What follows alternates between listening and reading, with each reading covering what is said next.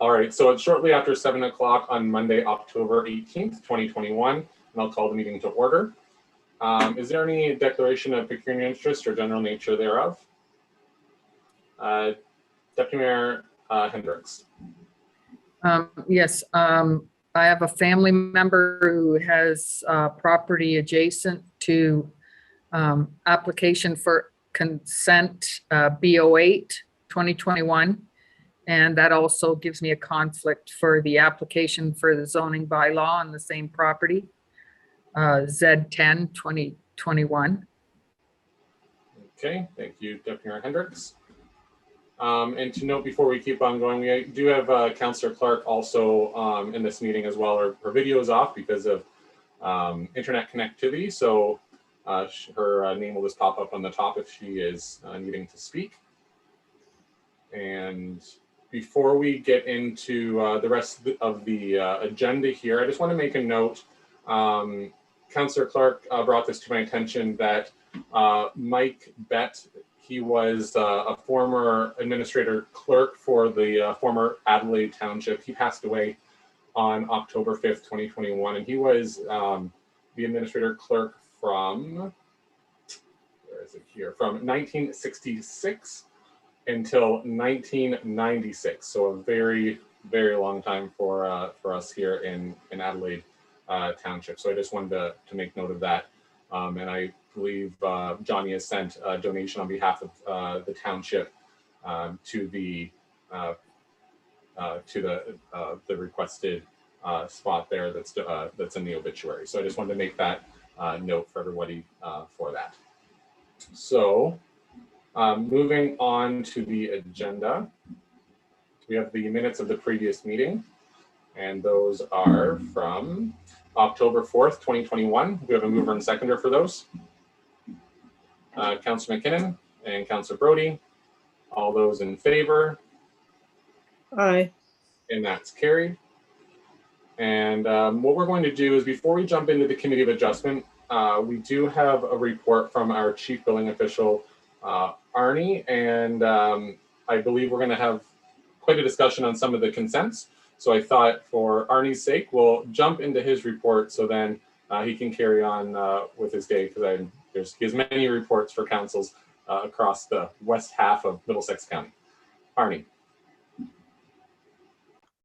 Thank you, Mayor Smith. Good evening, Council. I present to you today the third quarter report of building permit activity for Adelaide Metcalfe this year. And I can say it generally reflects the typical year. Last year, we had about 9 million construction value at the end of year. This year, we're at about 9 million at 3/4. And last year was 84 total permits, and this year we're at 71. The average year is about 90 permits. So we're on target right now for about the average last 3 years. Nothing really outstanding in the report, just a typical year. I'm certainly available to answer questions about it. Okay, thank you, Arnie. Is there any questions at all on his report? Okay, seeing none. So we have the recommendation that the third quarter 2021 building activity summary be received for information. Okay, moved by Councillor McKinnon, seconded by Councillor Brody. All those in favor? Aye. And that is carried. And that's why I didn't want you to stick around for a very short report. Thank you, Arnie. Thank you, Council. Have a good evening. Okay, so next up is our Committee of Adjustment. But before we do that, I just want to make a note that for the first time ever, I don't know if we've seen this on social media yet, but Adelaide Metcalfe, we have had our ribbon cutting for our first library. And it's not your typical library that you can see across Middlesex County. It's our vending machine library. So that was, we did the ribbon cutting for that on Wednesday, or on last Friday. And I believe people can go in now to probably get some books. No, Mike's saying no. I was told yes, but that's okay. Wednesday. And county staff will be there from 9 until noon on Wednesday to help out some people if they want to take a test drive on the vending machine there. So you can see it on the screen. It's a very slick vending machine. So you just have to have your library card. You pop it in there, it scans the barcode, the door opens up. You can figure out whatever books you want. You pick your books out. You then shut the door, and then it somehow figures out with probably some RFID things or whatever it is to figure out what books you took out of the machine, and then it prints out a little receipt that says, hey, you took out, whatever book it is. And then it goes on your library card, and then you can either drop it back off in that box that's that I'm behind there, or you can drop it off at any other library in the county. And then in the future, there's going to be some more unique things to go along with it, where you can request books and that type of thing. But for now, just come with your library card, and you can check out any book you want in that vending machine. So we officially we're on the map with the library system in Middlesex County, with a very unique vending machine. So Wednesday is the day where we can start taking out those books. All right, so we have our committee of adjustment, and we have a number of applications in front of us. So we need a motion that council convene as the committee of adjustment for the purpose of hearing applications for consent B12, B05, B06, and B07 and B08 2021. Mover and seconder to go into the committee of adjustment. Deputy Mayor I'll Hendrick move that. and Councillor Clark. All those in favor? And that's carried. Aye. Okay, so the first one here is application for consent B12 2021 for Charles Thompson at 27775 Kerwood Road. So is Charles here with us? Yeah, Morgan, I assume it's that the phone number in the waiting room. And before we get him in here, I just want to state that the purpose of the following public hearings for the Committee of Adjustment and public meetings are to give the Committee of Adjustment and Council, as well as the general public, an opportunity to hear all interested persons with respect to the applications being heard this evening. And the public is advised that comments expressed and written material presented are a matter of public record available for full disclosure. And if a person or public body files an appeal of decision made this evening to the Ontario Land Tribunal without having made a written request to the committee or council, the tribunal may dismiss the appeal. And if you wish to be notified of the decision in writing, please submit a written request to the clerk's office. Alrighty, so we have Charles with us. Yep, I'm here. Okay, excellent. So what I'll do is I'll hand it over to our planner, Stephanie, to go through the report. And for all of us on screen pretty well, we've seen one similar to this earlier on in the term. So I'll hand it over to you, Stephanie. Thank you. I'm just going to share my screen.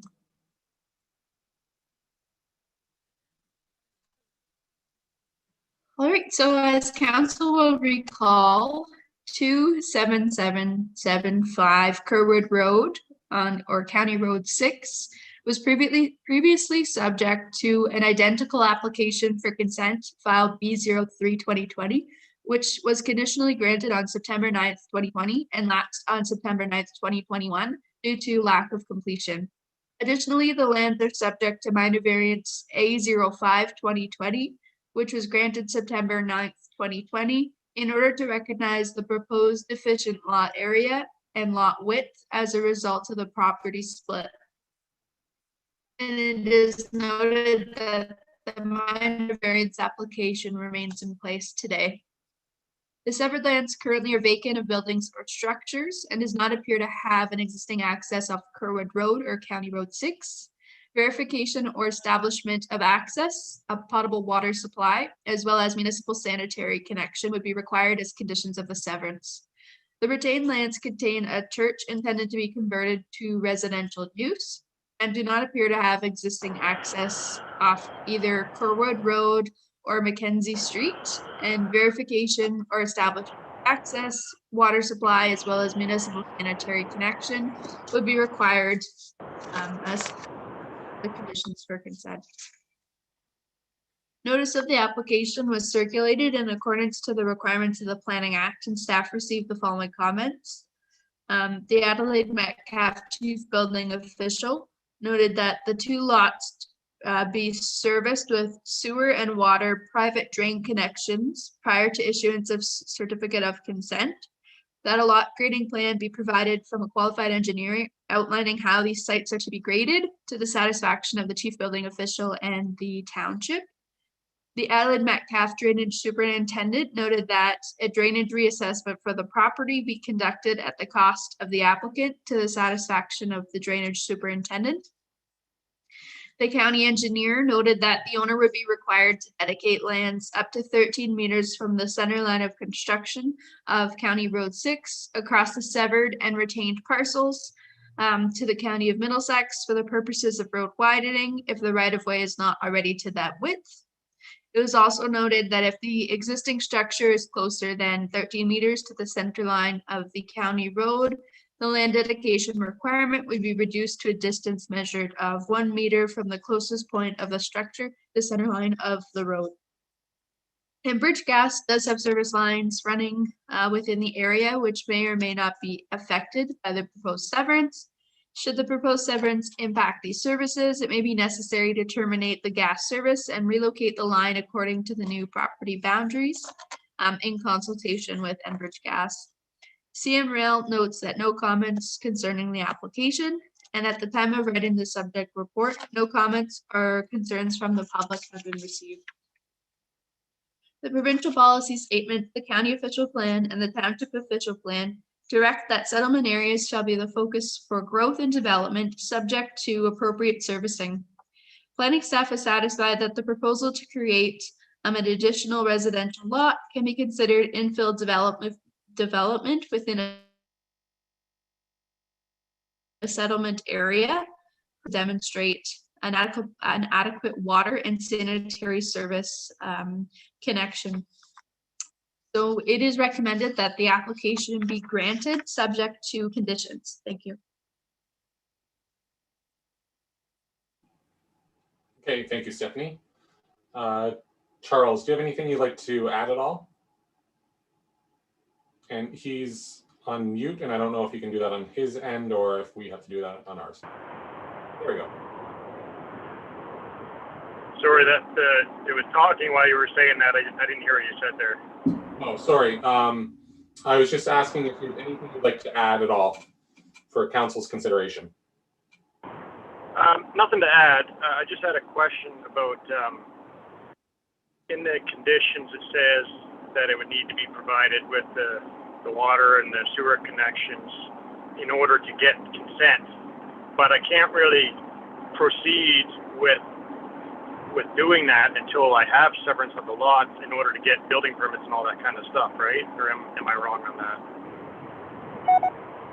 I'll hand that over to Stephanie. Through the mayor to the applicant, the lot needs to be serviced as part of the severance application from the right of way of the road to the property line.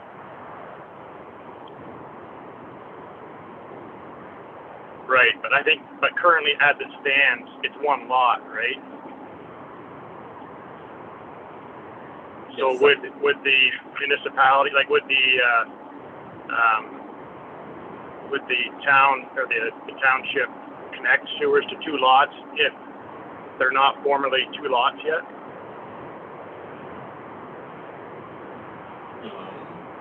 I'd like to answer. Mike? Yes, that would, through our public works manager, he would know it's a condition of consent. We would confirm and put in the servicing for the lot.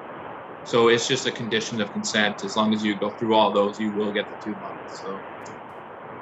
Okay, so I get those done, get a well on site, get the sewer connection to the property line, and then the certificate gets issued, and then I think from then I'm able to proceed with permits and stuff in process, right? That's correct. Through the mayor with the other conditions, yes. Yeah, with grading and yeah. Okay, yep, that's understood on my side. Okay, is there any other questions or comments? Charles? Just to Nothing for me. clarify, Mayor Smith, he would have to put two, he'd have to have two wells on that property for one for each lot, correct? Yeah, there's a well currently on the church site already. So we were going to, it was put in like 1970 something. So we were going to look at its feasibility to use that. And if it's not usable, then we would drill another well. Yeah. Did that answer your But question? for the second lot, you'd need a well on the second one, I guess. Yeah, for sure on the second lot. Yeah. Okay, is there any other questions at all on this application? Okay, I'm not seeing any. So we have the recommendation in front of us, and that's for approval with the 12 conditions. So do we have one seconder for that? Okay, Councillor McKinnon, seconded by Councillor Brody. All those in favor? Aye. Okay, and that is carried. Okay, thank you, Charles, for joining us.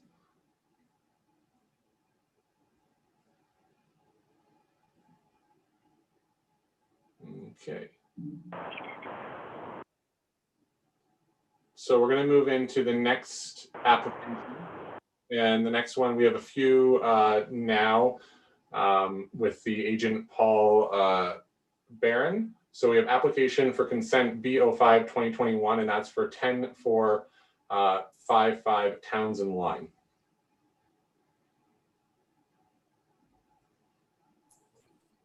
Okay, so Paul, are you able to hear us and see us? I can see you guys and I can hear you. Can you hear me? Yes, we can. Perfect. And I also see we have Henry and Rose as well, the owners of the property. Are you able to hear us and possibly see us? Can you hear me? Yes, we can. Okay. Oh, perfect. Okay, excellent. And then we have this other phone number down here. Is that from the previous application? It looks like it. Okay, so what we're going to do is we're going to have Stephanie go through the report. And then if there's any questions or comments, I'll hand it over to you, Paul, for asking those. So Stephanie, over to you. Thank you. So the purpose of the application is to permit the severance of a resident from a farm parcel, facilitating the creation of a new lot to dispose of a resident surplus to a farming operation as a result of farm consolidation. And the proposed severed lot is proposed to have an area of 1.14 hectares or 2.82 acres. And the remnant farm parcel would be 51.2 hectares or 126.53 acres in size. The land's proposed to be severed contains an existing single detached dwelling constructed in 1975 and 2 sheds. The dwelling is privately serviced with an individual septic system and a well. The lands proposed to be severed include 2 existing accesses off of Townsend Line or County Road 12, which is classified as a collector road under the jurisdiction of the County of Middlesex. The lands proposed to be retained, being the remnant farm parcel, contain agricultural land and crop production, and are otherwise vacant of any buildings or structures. The lands proposed to be retained may have individual road access onto Townsend Line, and confirmation will be required as a condition of consent, and or a new access would be required if one does not currently exist. The retained lands contain a portion of an Enbridge Pipeline Inc. easement, woodlands, and are regulated by the Asaba Bayfield Conservation Authority as per Schedule B of the Township of Adelaide Metcalfe official plan.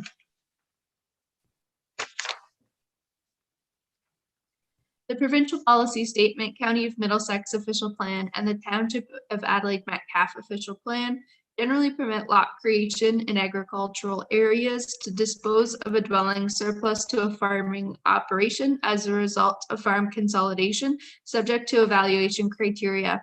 Staff are satisfied that a farm consolidation has been achieved and that the subject property forms part of a farming operation of at least 8 farm holdings comprising of a combined area of over 400 hectares or 988 acres, with at least 2 additional farm dwellings forming part of the farming operation. The surplus dwelling was constructed in 1975, which meets the criteria being constructed prior to January 1st, 1999. While staff are satisfied, While staff are satisfied that the dwelling is considered to be surplus to a farming operation and that farm consolidation will be achieved, staff are of the opinion that the proposed severed lot is larger than necessary to accommodate the residential use and services. And in order to be in a position to support the application, staff recommend as a condition of consent that the rear lot line be located 1 meter from the, it's labeled as shed 1, or as you can see on your screen, it has a white roof in front of you. And a portion of the western lot line be relocated 3 meters from the driveway and area, and the area be recalculated accordingly. And that's to reduce the size as large as necessary to accommodate the residential use and the services as per the specific wording in the provincial policy statement. Staff have evaluated the accessory buildings on the severed lot and are of the opinion that shed number 2, which is identified, I don't know if you can see my cursor, but it has a brown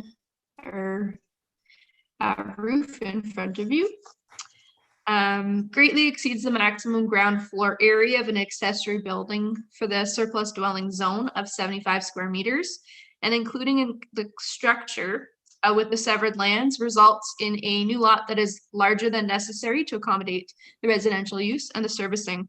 It is proposed as a condition of the consent application that the shed number 2 be demolished due to access concerns and zoning standards compliance issues, as in setback requirements, as a result of the proposed lot configuration changes. And although the shed with the white roof also exceeds the maximum ground floor area of 75 square meters, it is located closer in a cluster with the existing residential dwelling. And staff are of the opinion that it can be considered an appropriate residential use. It is recommended that a change of use permit, however, be obtained to prohibit livestock from being housed. The application was circulated in accordance to the requirements of the Planning Act, and staff received the following comments. Enbridge Gas does have service lines running within the area that may or may not be affected by the proposed severance. Should the proposed severance impact these services, it may be necessary to terminate the gas service and relocate the line according to the new property boundaries in consultation with Enbridge Gas. Sauble Bayfield Conservation Authority noted that the requested severance serves to maintain the identified hazard area within the parcel to be retained. The authority recognized that the EP zone or environmental protection zone is not affected by this application and is in support of this position.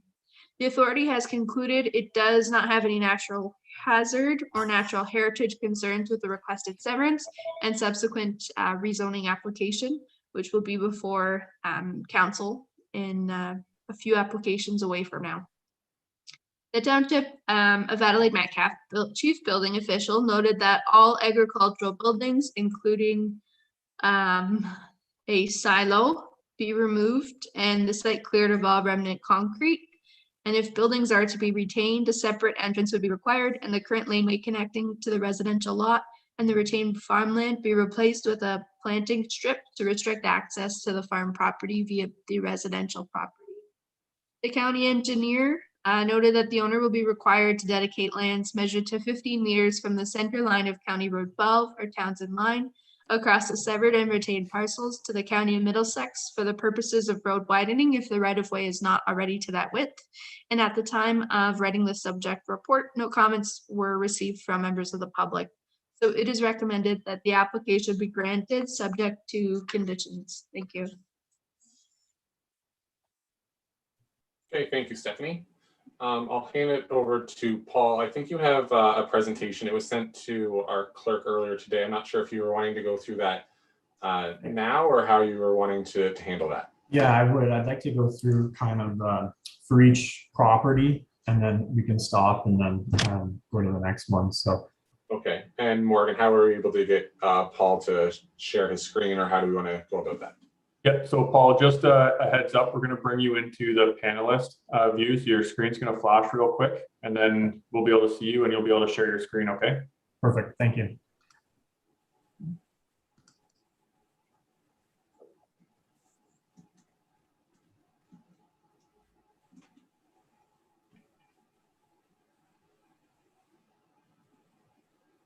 Okay, Paul, are you there? Yep, I am. Okay, you should be able to share your screen now. Okay.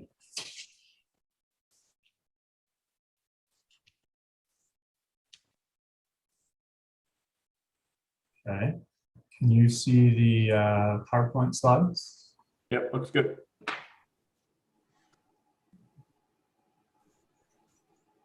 Okay. Full screen? Yes, it is. Okay. Good evening, Honorable Mayor and fellow council members. My name is Paul Barron. I'm from Barron Planning Consulting, and I'm here on behalf of the Coonans, who reside at 10,277 Townsend Line. That is the location of the home farm.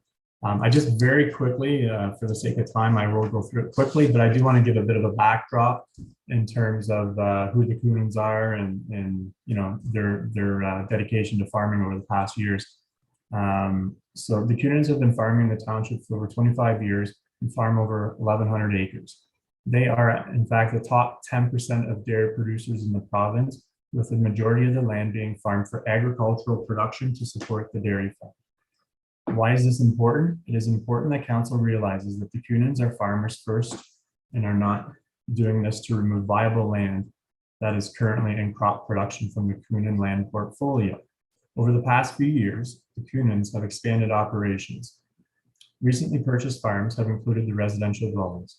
This obviously requires being a landlord and maintenance of the dwellings, lawn and yard maintenance, pulling them away from the core business. The focus for the Coonans is on dairy farming, which is why the Coonans have come forward today with the planning applications before you. Sorry, it jumped to this slide. Let me back up. This was the slide, and for some reason it skipped it. It just basically reiterates what I just finished saying. Apologize.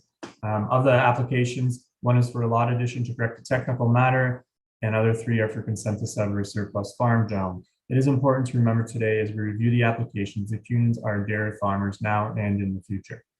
This is why zero land and current crop productions will be removed as a result of these applications. This is extremely important to know, as it is necessary for the Coonans business. Today, you will hear about the Coonans proposing to sever the bank barns on two applications. Bank barns are not useful to modern farming operations as they are not able to contain the large equipment used today and not viable for holding livestock. However, they are useful to the surplus farm dwellings, storage, and used for working on cars as an example. They are beautiful structures, not worth demolishing as they can be reused with the surplus farm dwelling. It does not make sense to tear one down because it simply is an agricultural building when you can decommission the potential to hold livestock. At the end of the day, the proposed applications will not have any adverse impacts to neighboring properties as the structures are existing. No land and crop production is proposed to be removed. The Coonans have approached this with a very reasonable mindset and hope for council's agreement. Now I will get to 10455 Townsend Line. This is the I'll try not to be repetitive of Stephanie. This is essentially the proposed lot line. It's a little bit easier to see on the right-hand side where the red is. And as you can see, the existing dwelling. Can you see my mouse as I move it? Yes, Yep. you can. Okay, so here's the existing dwelling here. And as of right now, this barn has been demolished and it is in the process of being cleaned up. The silos all along the westerly proposed lot line have been removed, as well as this structure here in the middle. The only two buildings that are, sorry, if the silo is still there, the goal is to get it demolished as well.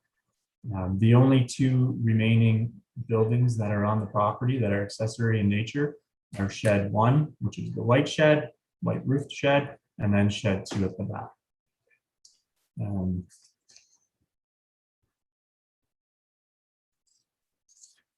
It should be noted that the planner is in support of these applications as they do meet the general requirements of the provincial policy statement and official plans. The support is based on a condition that the proposed lot be reduced approximately as per the yellow line. Stephanie was nice enough to show her proposed severance lines. It's a little bit different from what's proposed on this, but that was my best interpretation through the staff report. This would require the shed 2, which is the southerly shed, to be removed from the surplus dwelling and be proposed demolished as a condition of the planning. The reduction in lot size to the west of the westerly driveway is not practical. The Cunans, it would essentially create a grassland landscape area that the Cunans would be required to maintain, thereby not reducing the maintenance requirements of the farming operation, as well as removing a line of trees protecting residential dwelling. As you can see from the photos, this is a part of the dwelling and used by the current tenants. The photo is on the bottom left here. And this is the westerly driveway into the property. And this is the landscaped area that is maintained with a line of trees that separates the property, the residential use from the agricultural use. For the second shed, which is the rear shed, it is requested that this be included in the proposed surplus dwelling as it is currently existing today. It will not create any adverse impacts and is usable for a future homeowner. From the road, as you can see, it is very hidden from the road by the trees as well as the front shed, thereby further reducing any impacts of the size of the shed.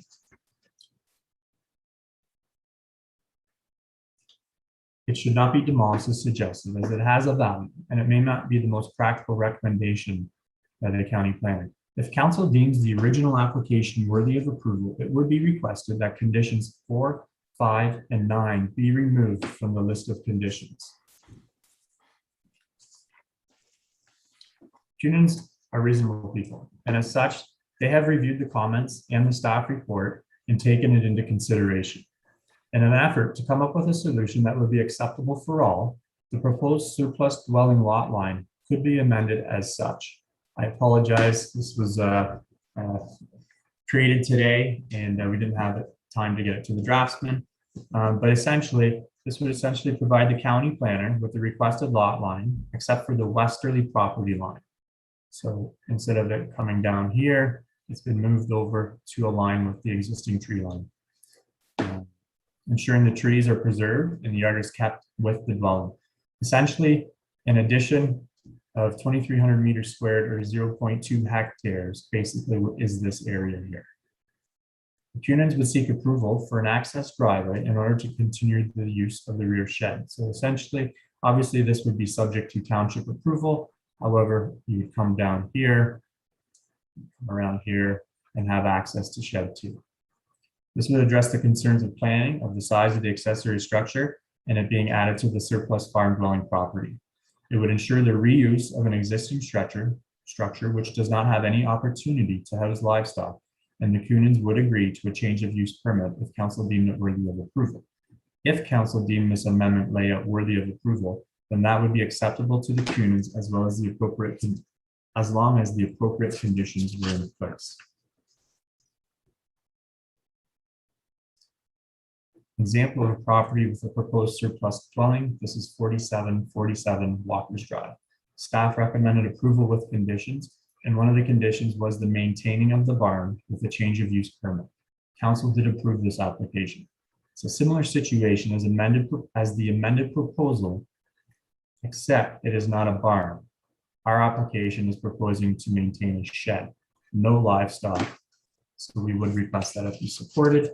And then the next example, now this is a property that is just east of 10455 Townsend Line. It's a similar scenario where you have your existing dwelling, there's your property line, and you have a shed or a barn right here, and it is approximately 8 meters from the property line. And so the reason why I'm showing this is something that is not new to the area. It's existing conditions throughout the region and the township. Another 3429 Cuddy Drive, which is one concession south, I believe, is another example of a scenario where the accessory structures are maintained and behind the severed lot. The only difference here is that they do maintain the access point through the residential dwelling, which our client at 10455 Townsend Line is not proposing. Keep showing some examples.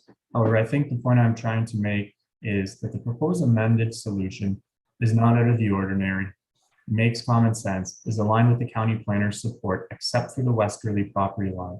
It is requested that council approve the applications as submitted. However, if council deems the amended solution worthy of approval, then request that this be approved as a solution to the staff report and any other concerns raised by others. Thank you.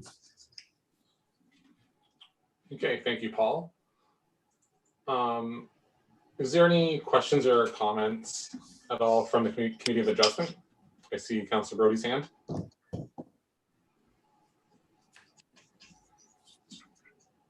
Sorry, through you, Mayor, so I just had to get unmuted. I don't like the idea of Stephanie's proposal on the west side, because basically that is lawn, it's landscaped, it's not being farmed agricultural. There's a beautiful tree line on that side. I agree with Paul that doesn't make any sense there. Secondly, I'd rather be with the first idea where the shed is severed with that property, back shed 2. One reason is right now there's not access back to that shed. And if you sever that property off and that shed is that close in between shed 1 and shed 2 with 2 different owners, that can create issues at some time. I would rather see their first proposal get put through that way. And I like that all the rest of the bins, silos, those old barns and all that stuff is all, as long as that is all cleaned up, for township being inspected.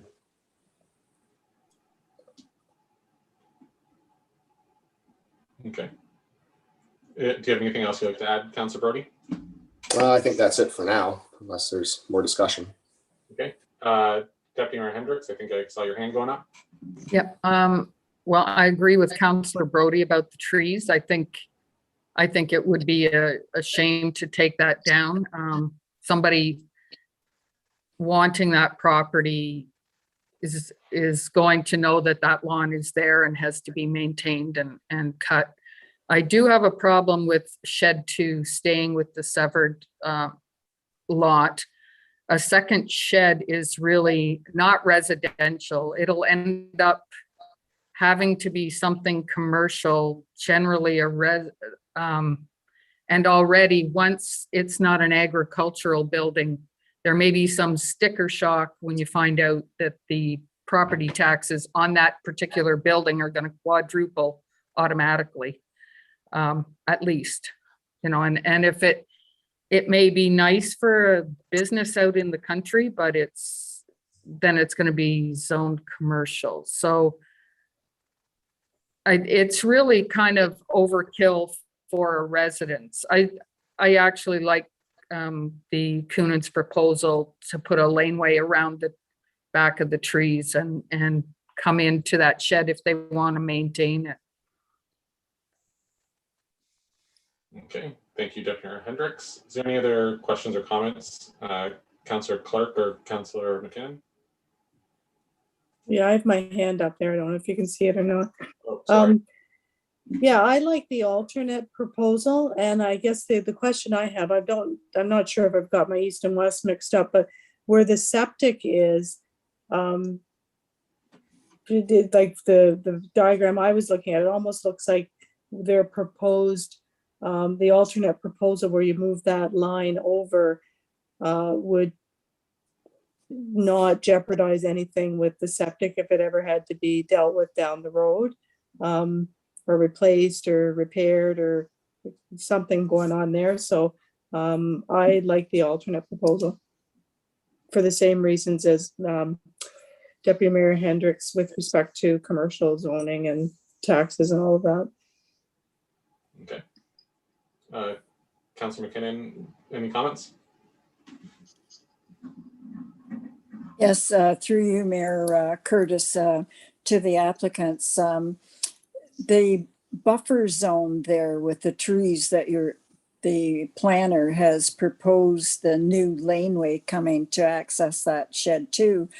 That seems to me to be a perfect buffer between the residential use and the agricultural use. So I agree with Mike and with Deputy Mayor Hendricks that it seems such a waste if they were going to be removed or cut back. So I'm not sure about that large shed at the back. I can see it being used for storage of boats or trailers of a sort. So I'm not really opposed to keeping that with the lot. Okay, thank you, Councillor McKinnon. Councillor Brody. Through you, Mayor Smith, just one more comment. With equipment being so big, and those trees are pretty big, you'd have to have a decent width of a laneway in between the trees and the new property line, which is going to cut into that grassed area too. So that kind of has to be in consideration. And I'm kind of vowing with Betty Ann on this shed too. Because it's so close to shed one, I just feel that if you're going to have two, there could be a conflict in the future with two property owners with that shed that close to the property line. And now you're going to have their equipment coming in between that tree line and the west laneway. And that could be late hours for a new residential owner. I like the proposal number one where the shed stays with the severed lot.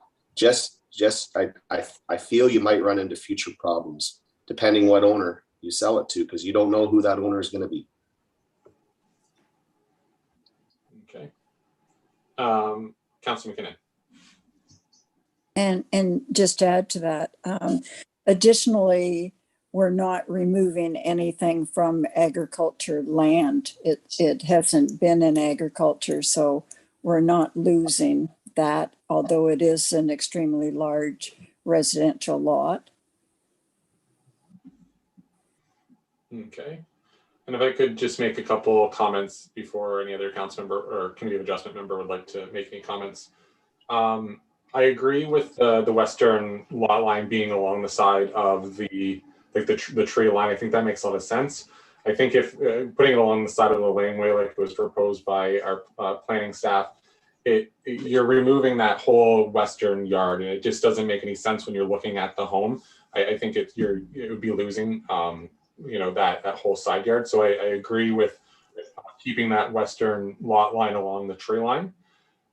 With the large shed to the south, it's a very large shed, and part of me, I agree with Councillor Brody saying it's close to the other shed, it's close to the residence as well. However, it's quite large, and I am having a hard time thinking of how that would be allowed on a residential lot of this size and what could be used for it beyond farm equipment, or as I know Councillor McKinnon was saying, for boat storage or storage of whatever it is. But that comes into that commercial use, and those are the types of things that when we were kind of putting the policy together for allowing surplus farm building severances was to avoid some of these commercial uses in the future. So I'm inclined to be in favor with the second kind of sketch to have this shed 2, if that's what we're calling it, to stay with the farmland, and then the shed 1 staying with the residential lot. But I do understand Councillor Brody's concerns because it's so close if it stay on that farmland. So part of me almost says that if we're going to draw the line, a meter or two behind shed number 1, does that mean that the second shed needs to be removed? I don't know. I don't really like the idea because it's a good shed. There's nothing wrong with it other than the location.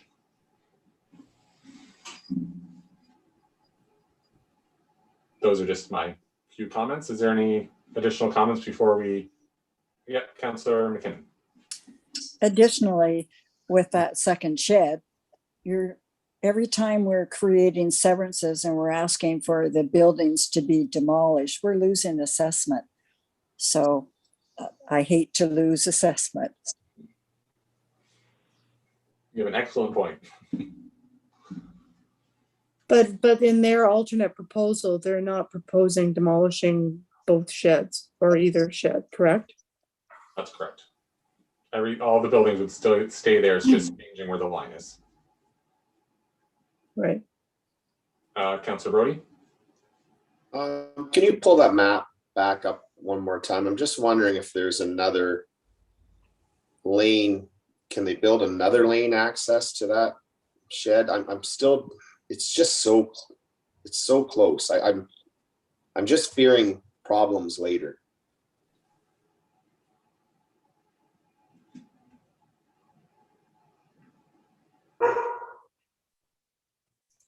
Like, can there be a lane access on the west side of that tree line? Or on the east side of the proposed red line?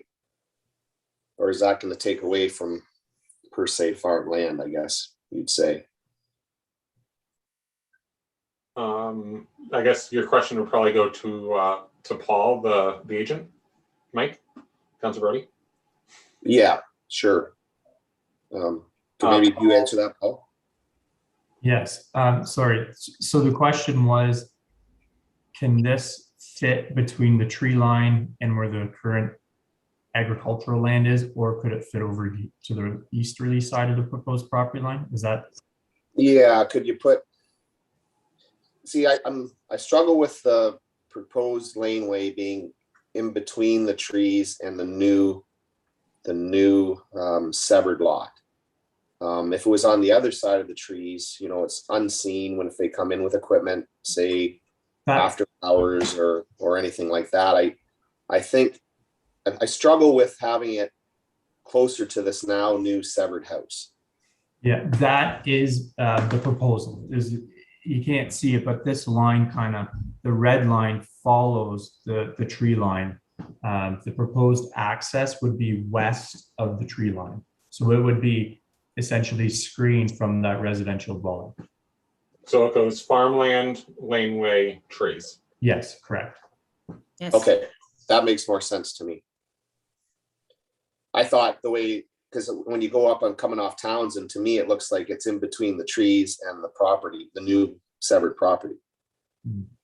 No. Yeah, it would be to the west of that tree line. And Okay. I can also say that based on the history of accessing this property and for ingress and egress, the proposed location over here is preferred versus over in here, because there's quite a blind spot at that bend in the road there. So, right. Yeah, and what is the size of that shed 2? Shed 2 is approximately 400 square meters. So how many feet by wide and long then? It is I think it's about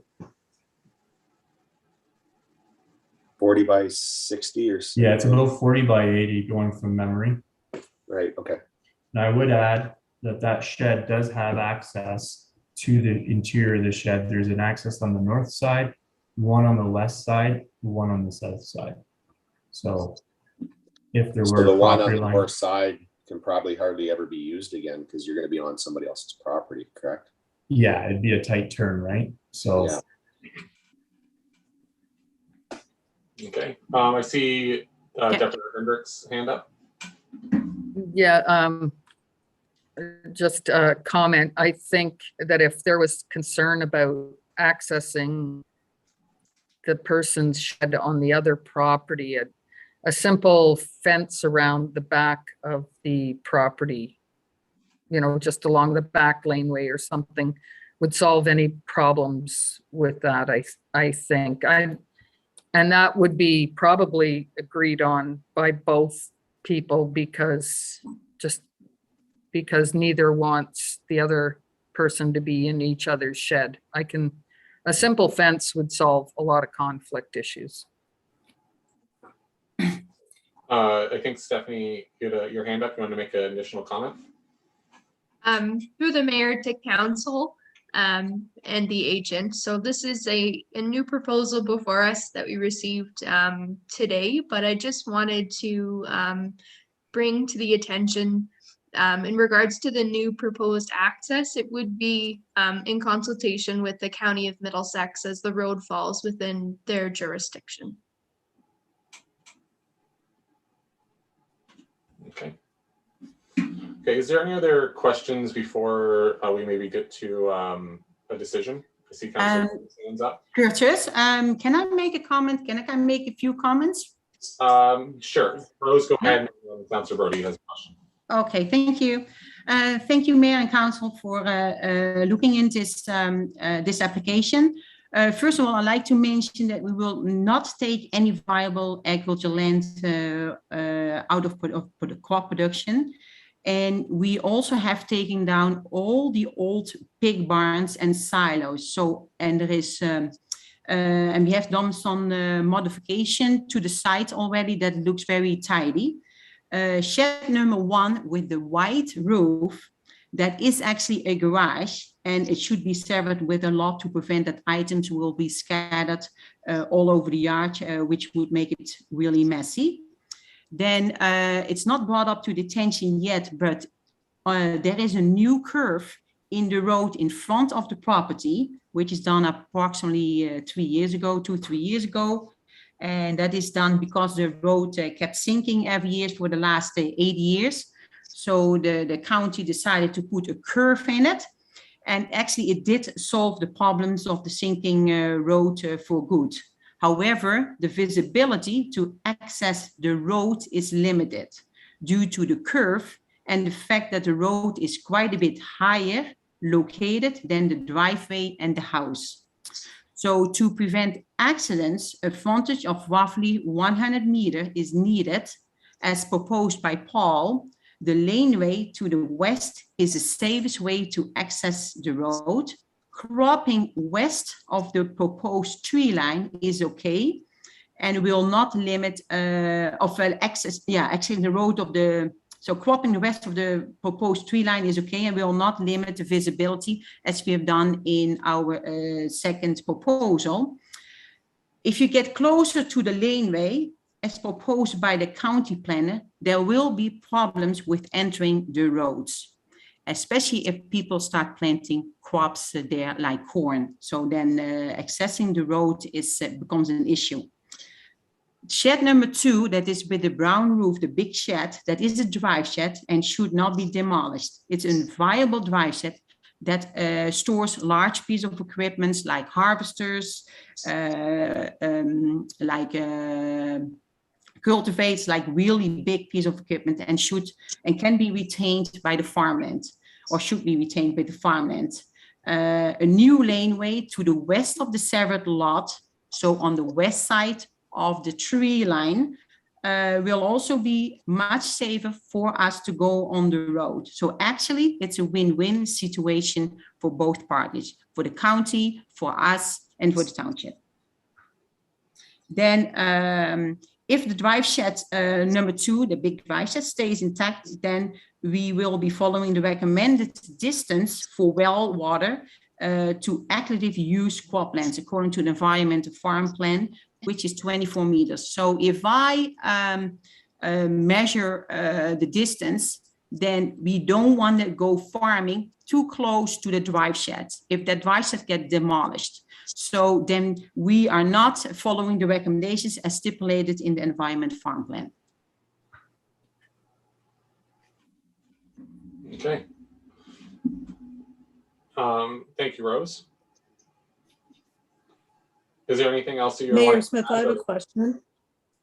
just before, is that a question for what Rose was just saying, or additional one? Councilor Brody had his hand up before. It's a question not for Mrs. Coonan, it's more a procedural one. Does this then, if we entertain this request of the alternate proposal, does that have to go back to the county before it comes back to us because of the road piece to the discussion? We'll hand it over to Stephanie. Through the mayor to the councillor, Adelaide Metcalfe, the township has the approval authority for consent applications. But as a condition of consent, generally looking down the list, it is required that an entrance permit be obtained if an existing entrance to the agricultural land does not already exist. So that portion and to be in a position to fulfill that condition would be in consultation with the County of Middlesex. Thank you. Councilor Brody. Yeah, so that was one of my questions too. That would have to go back to the county for that road access. So I guess my second question would just be to the Coonans, if shed number 2, I know it's a viable shed, but you're also requesting a severance too. If it had to come down, is that something that you're gonna not want to sever this house, per se then?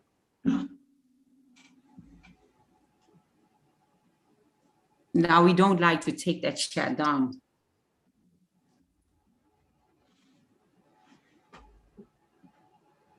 It's a good shed, right? Yes, I understand that. I have a few of them myself, and I really understand that.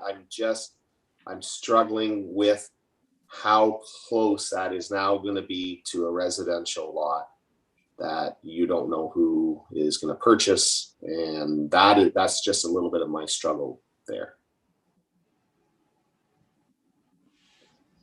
Okay.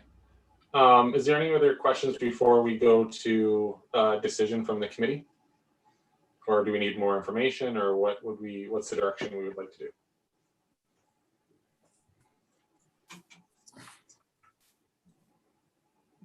Mayor Smith, if I may, I'd make a motion that we accept the alternate proposal brought forward by Mr. Barron and the Coonans. Okay, and do we have a seconder for that? Just a question on that one. Is that leaving the shed with the severed property then? That's leaving the shed with Shed 1 with the surplus farm dwelling, and shed 2 to stay with the farm. Stay with the farm? Okay. Yep. We have a seconder for that. Okay, seconded by Deputy Mayor Hendricks. Okay, any further discussion? Okay, and just a question, I guess, to either Mike, our clerk, or Stephanie, our planner. When it comes down to that condition, which is, I'm not sure what number it is, but the access from the county road to the farmland, which I believe there is already an access there. Beyond that, we won't be specifying that it'll be west of that tree line. We won't be putting anything like that in there, will we? Yep, Stephanie? The mayor, it is the county's road jurisdiction, so it will be, the permit will need to be obtained from them. Okay. And the reason I asked that is just, so then wherever the county really indicates where that access will be is where it will be in the laneway will have to make its way to that shed. Would that be my understanding? Okay. Councilor Brody? I'd like to see it west of that tree line just to keep that separated from a residential lot. I think that makes more sense. And I think the county's reasonable when it comes to safety issues. That they would be in consultation with the property owner. For that, I would expect. Yep. Okay. Deputy Mayor Hendricks? Yeah, and I think, as long as we have a dedicated laneway for the agricultural portion, for the retained portion, that's important. The two properties we saw that didn't have separate access, they're old severances from the 70s. So I don't think any new severances, we haven't done them without a separate access for the farm property. Okay, so we have the motion in front of us, and that's for approval with the revised lot lines as presented by Paul. Is there, I just want to, just for clarification with the conditions, should we kind of run through those just so we know what ones are staying in then, or it'll just be revised with the Yes, distances yes. away? Mike. Through your worship, I think as Paul suggested, it is the removal of condition 4, 5, 9, and actually 11 as well, because it is a repeat of 5. So it'd be a removal of, if Stephanie concurs with that. I believe condition 4 was still within the proposal, the new proposal. Oh, for the true rear enough. lot Yeah. line. Okay. And sorry, I don't have it up in front of me, but is the county road, the permit, is that part of, is that listed in the conditions? I don't have it up in front of me. Sorry, I can only do one screen at a time here. Yes, that's in there somewhere. Condition number 14. Okay, so that's covered. So that's Yeah. covered off. Okay. Okay, so I think that's all set, and it's just a matter of making sure that that westerly lot line is on along the tree line is part of that as well. I think. Okay, Mike shaking his head. Okay, so that was moved and seconded, and any other discussion? Seeing none, all those in favor? Aye. And that is carried. Alrighty, so that is the first one there. So then we'll go into the next one, which is B06 2021, which does not have an address. I don't see the address there. Stephanie, we'll go on to the next one. We have all the same players for the next couple. Thank you.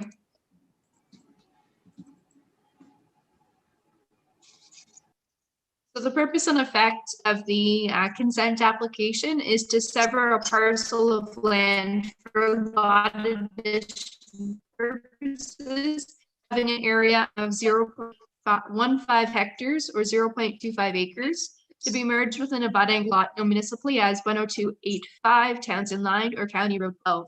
The lot addition would add to an existing lot with an area of approximately 1.23 hectares or 3.04 acres, making the combined lot area approximately 1.38 hectares or 3.29 acres in size. The lands receiving the lot addition, being 10285 Townsend Line, contain a single detached dwelling, an accessory building, and is serviced by private septic and well services. The proposed lot addition would result in an existing 285 square meter accessory building being added to 10285 Townsend Line, as opposed to being located on the agricultural property. And if you can make it out, there is a tightly fitted agricultural structure there with a brown roof included within the yellow parcel on your screen. And the lands to be retained would be approximately 37.85 hectares or 93.5 acres and contains agricultural land and crop production. The notice of the application was circulated in accordance to the requirements of the Planning Act, and staff received the following comments. Salvo Bayfield Conservation Authority requested that the lot enlargement does not sever the fragmented, does not serve, my apologies, to fragment the identified hazard area, and the authority has concluded it does not have any natural hazard or natural heritage concerns with the requested severance. The county engineer noted that the owner will be required to dedicate lands measured to 15 meters from the center line of County Road 12 or Townsend Line across the retained parcel to the County of Middlesex for the purposes of road widening if the right-of-way is not already to that width. The Township of Adelaide Metcalfe Chief Building Official had no objection to this application. However, it needs to be made clear that this building may not be used to support a home occupation, including a contractor's yard or other business. Enbridge Gas Inc. Noted that there are service lines in the area, and should the proposed severance impact these services, it may be necessary to terminate the gas service and relocate the line in according to the new property boundaries in consultation with Enbridge Gas. And as of the date of the report, staff did not receive any comments from the public. The provincial policy statement, county official plan, and the township official plan provides for consideration of lot adjustments in prime agricultural areas for legal or technical reasons. Minor boundary adjustments within agricultural areas are permitted, provided the application does not result in the creation of a new lot, and that agricultural activities are not adversely affected. The proposal would not create a new lot and would take a relatively modest amount of land from an agricultural parcel and add it to what is effectively a rural residential lot. Staff do have some hesitancy about the inclusion of a 285 square meter building with a rural residential lot, and also have concerns in regards to the proposed irregular lot lines. However, it is recognized that the receiving parcel is zoned for agricultural use, and that the proposed lot configuration was selected in order to avoid removing agricultural land from production. So in the end, staff are able to find support for this proposal and the policies that allow for minor boundary adjustments without a negative impact on agriculture. So it is recommended that the application be granted subject to conditions. Thank you. Okay, thank you, Stephanie. I'll hand it over to Paul if you have any other questions or comments, or I think you have a couple slides on this one, I'm not sure.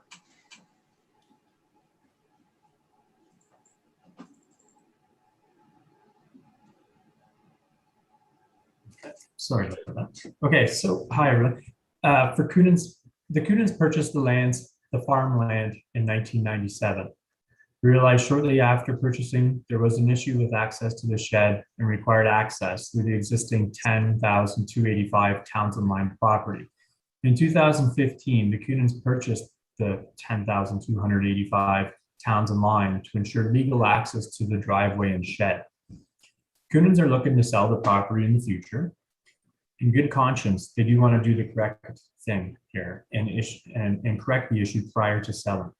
The shed is of no use to current farming operation, but would be to the existing 10285 Townsend Line property. The proposed lot addition is technical in nature and is to only sever the shed and driveway. No agricultural land in production is proposed to be removed, and the county planning report agrees. Staff's report suggests the proposal as a minor boundary adjustment does not have a negative impact on agricultural productive land. This results in the lot being enlarged to 1.38 hectares. The applicants support the staff report and recommendation as is. You can see through the aerial photo as to why it was a bit of an issue trying to navigate on someone else's property to get to the shed. And which is why in 2015, when the property came up for sale, they jumped on it and purchased it right away. In order for them to sell it, they would like to correct the issue prior to proceeding with that. So that is it. Thank you. Okay, thank you, Paul. Is there any questions or comments from the Committee of Adjustment? I do, Mayor Smith. So just for clarification, Stephanie, you're recommending that we accept the application with that Quonset hut looking thing included in the parcel, correct? Or you're not recommending that? Through the mayor to the council, that's correct. Yep. Okay. Yeah, because it seems silly to take it down if it's still got some usefulness to it. Okay, is there any other questions at all? No, seeing none. Okay, so we have the recommendation in front of us, and that is for approval. Okay, moved by Councilor McKinnon, seconded by Councilor Brody. Any further discussion? Just one comment for myself. just looking at the severance itself, I understand the reason for the lot adjustment. However, I just want to say just publicly that I'm I'm not a fan of the lot lines themselves, just because it's so irregular. However, seeing the property and that the laneway is on the farmland, and to get access to the garage, you have to go through the farmland, and to get access to the Quonset shed, you have to go through the residential lot. It all makes sense. However, the lot lines I would rather see more of a square lot compared to what we're seeing there. But I'm in full agreement that I'll support this. However, in the future, when people come back to council for some reason, or they're looking at a map, they're going to wonder, why are those lot lines so weird? So hopefully that Quonset hut stays up there for a very long time. Those are just Well, we're not taking any land out of production either. So. No, I know that, but that's not. Yeah, I know, I get it. Okay.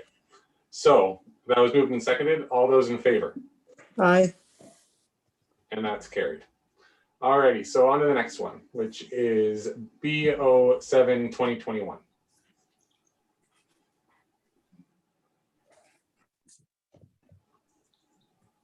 And then Stephanie, if you just want to wait 1 second, because whenever you share your screen, it kind of backlogs for a second, and then your audio is a little choppy. So you should be good now. Okay, thank you. So the purpose of the application for consent is to permit the severance of a residence from a farm parcel, facilitating the creation of a new lot to dispose of a residence surplus to a farming operation as a result of consolidation. The proposed lot to be severed is 1.35 hectares or 3.34 acres in size, and the remnant agricultural land would be 39.12 hectares or 96.66 acres in size.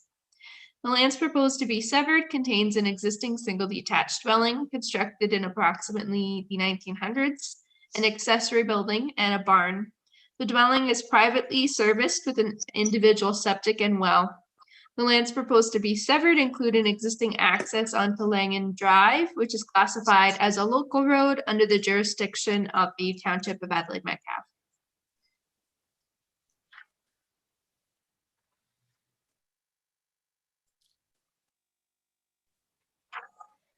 The County of Middlesex official plan and the Township of Adelaide Metcalfe official plan generally permit lot creation in agricultural areas to dispose of a dwelling surplus to a farming operation as a result of farm consolidation, subject to evaluation criteria. Planning staff are satisfied that a farming consolidation has been achieved and that the dwelling was constructed prior to January 1st, 1999. And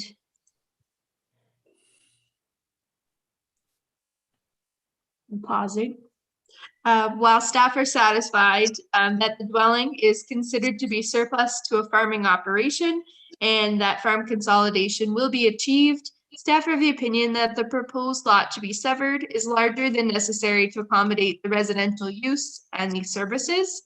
And in order to be in a position to support the application, staff recommends that as a condition of consent, that the east lot line be relocated 5 meters from the well, and the rear lot line be relocated 1 meter from the shed, and the area be recalculated accordingly.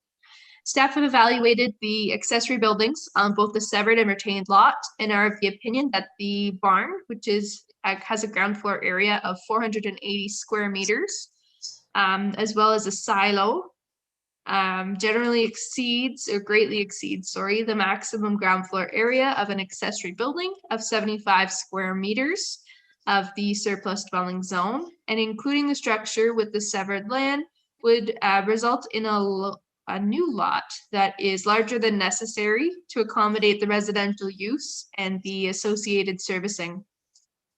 As such, staff recommend that the barn and silo be removed as a condition of the consent application. Staff do not have zoning compliance concerns with the shed on the property, which has a ground floor area of 54 square meters on the severed lot. And staff do not have any zoning compliance concerns in regards to the accessory building, located on the retained land, so long as no livestock is being housed and there maintains proper access. Staff recommend that as a condition of the consent, a change of use permit be obtained for the accessory building on the retained lands to remove the ability to house livestock. The notice of the application has been circulated in accordance to the requirements of the Planning Act, and staff received the following comments. The Sauble Bayfield Conservation Authority noted that the requested severance serves to maintain the identified hazard area within the parcel to be retained. The authority recognizes that the EP zone is not affected by this application and is in support of this position. The authority has concluded it does not have any natural hazard or natural heritage concerns with the requested severance and subsequent rezoning. The Township of Adelaide Metcalfe chief building official noted that all agricultural buildings, including the silo, is to be removed and the site cleared of all remnant concrete. That the confirmation of the location of the septic system be wholly contained within the residential parcel, and that the proposed structure or the barn would be considered to be left on the remnant building alone on the retained lands in case they plan to access it via the farmland, subject to zoning compliance. And at the time of writing the subject report, no comments were received from members of the public. So it is recommended that the application be granted subject to conditions. Thank you. Okay, thank you, Stephanie. And I'll hand it over to Paul to continue your presentation.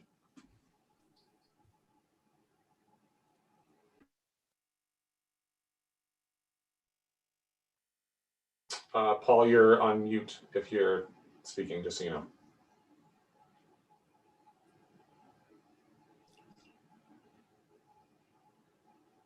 We still can't hear you if you're talking. There we go. Okay, sorry. First time. No. For 1629 Langham Drive, just a quick note here, there is a bit of a discrepancy between the drawing that was submitted and the drawing that was just shown on Stephanie's. This property line right here showed it coming in really close to the residential dwelling, when in reality it is further north. Just a slight technical note there, but the proposal before you today is to sever 1.35 hectares from the existing 40.47 hectare farm. There is a bank barn, which is approximately 480 meters squared in 2 sheds. The southerly shed is 150 square meters and approximately 32 meters from the proposed southerly property line. This is proposing to be maintained. The other shed is 54 meters, and it is actually a children's treehouse / playhouse. You can just see a portion of the top here. And if necessary, our client has confirmed it could be removed. It should be noted that the planner is in support of the applications as they meet the general requirements of the provincial policy statement and official plans. The support is based on conditions that are not agreeable to the applicant. The concerning conditions will be the reduction in lot size and the removal of the barn from the surplus dwelling lot and resulting in it being demolished. The Coonans don't feel this is reasonable. Next few slides are some photos to better understand this property for council in case you have not been there. The reason for the layout: left photo, the lands to the east of the driveway, north of the barn, are not farmable as per the slope and drainage uses. You can see in the photo there's been a recent drain installed. Sorry, that photo is from 2013, but there is a drain there, which is acknowledgement of an issue there. And I can say that the Coonans would be farming it currently if it was possible. They need the land. They need to create, more crops to feed their dairy operation, and they're not using it now. You can see from the photo there is a drain which is added to improve the drainage. Top right photo to the south of the barn is a pond, which is a natural feature enjoyed by the residential dwelling. The pond is not used by the Coonans whatsoever. There's no irrigation coming from that pond or anything else. The bottom right photo, this is the area south of the house, is an attractive landscape feature which is existing and has views of the pond. The proposed property line by the county planner is basically dissecting that landscaped area which you'll see on a further slide. With regards to the bank barn, it is the preference of the Coonans to have it included with the surplus farm dwelling. As we previously stated, it simply makes sense. They are well maintained and usable for the future owner for storage, hobbies, etc. The bank barn is of value to the surplus dwelling and is an added feature to the property that fits well within the rural landscape and has no adverse impacts. It is important for future homeowners to have a place to store lawnmowers, snowboards, etc. Currently, how the county planner is proposing the lot line, it will be rather challenging to create a storage area where these items could be placed on the yard, other than exterior storage. Bank barns are not of any value to modern farm operations such as the Coonans. It does not have the ability to hold any farming equipment or livestock for modern farming practices. Bank barns essentially have zero value to the Coonans. However, it doesn't make sense to simply tear it down if it can be confirmed no future livestock can be kept in the barn. The Coonans would not object to a condition ensuring no future livestock within the barn.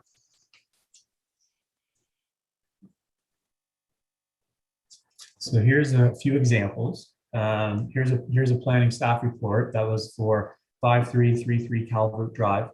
And you can see here that the proposed application was in the red on the bottom photo. And it was larger than, just the proposal, which was by the county planner, which is on the top photo. This application was approved by council and supported.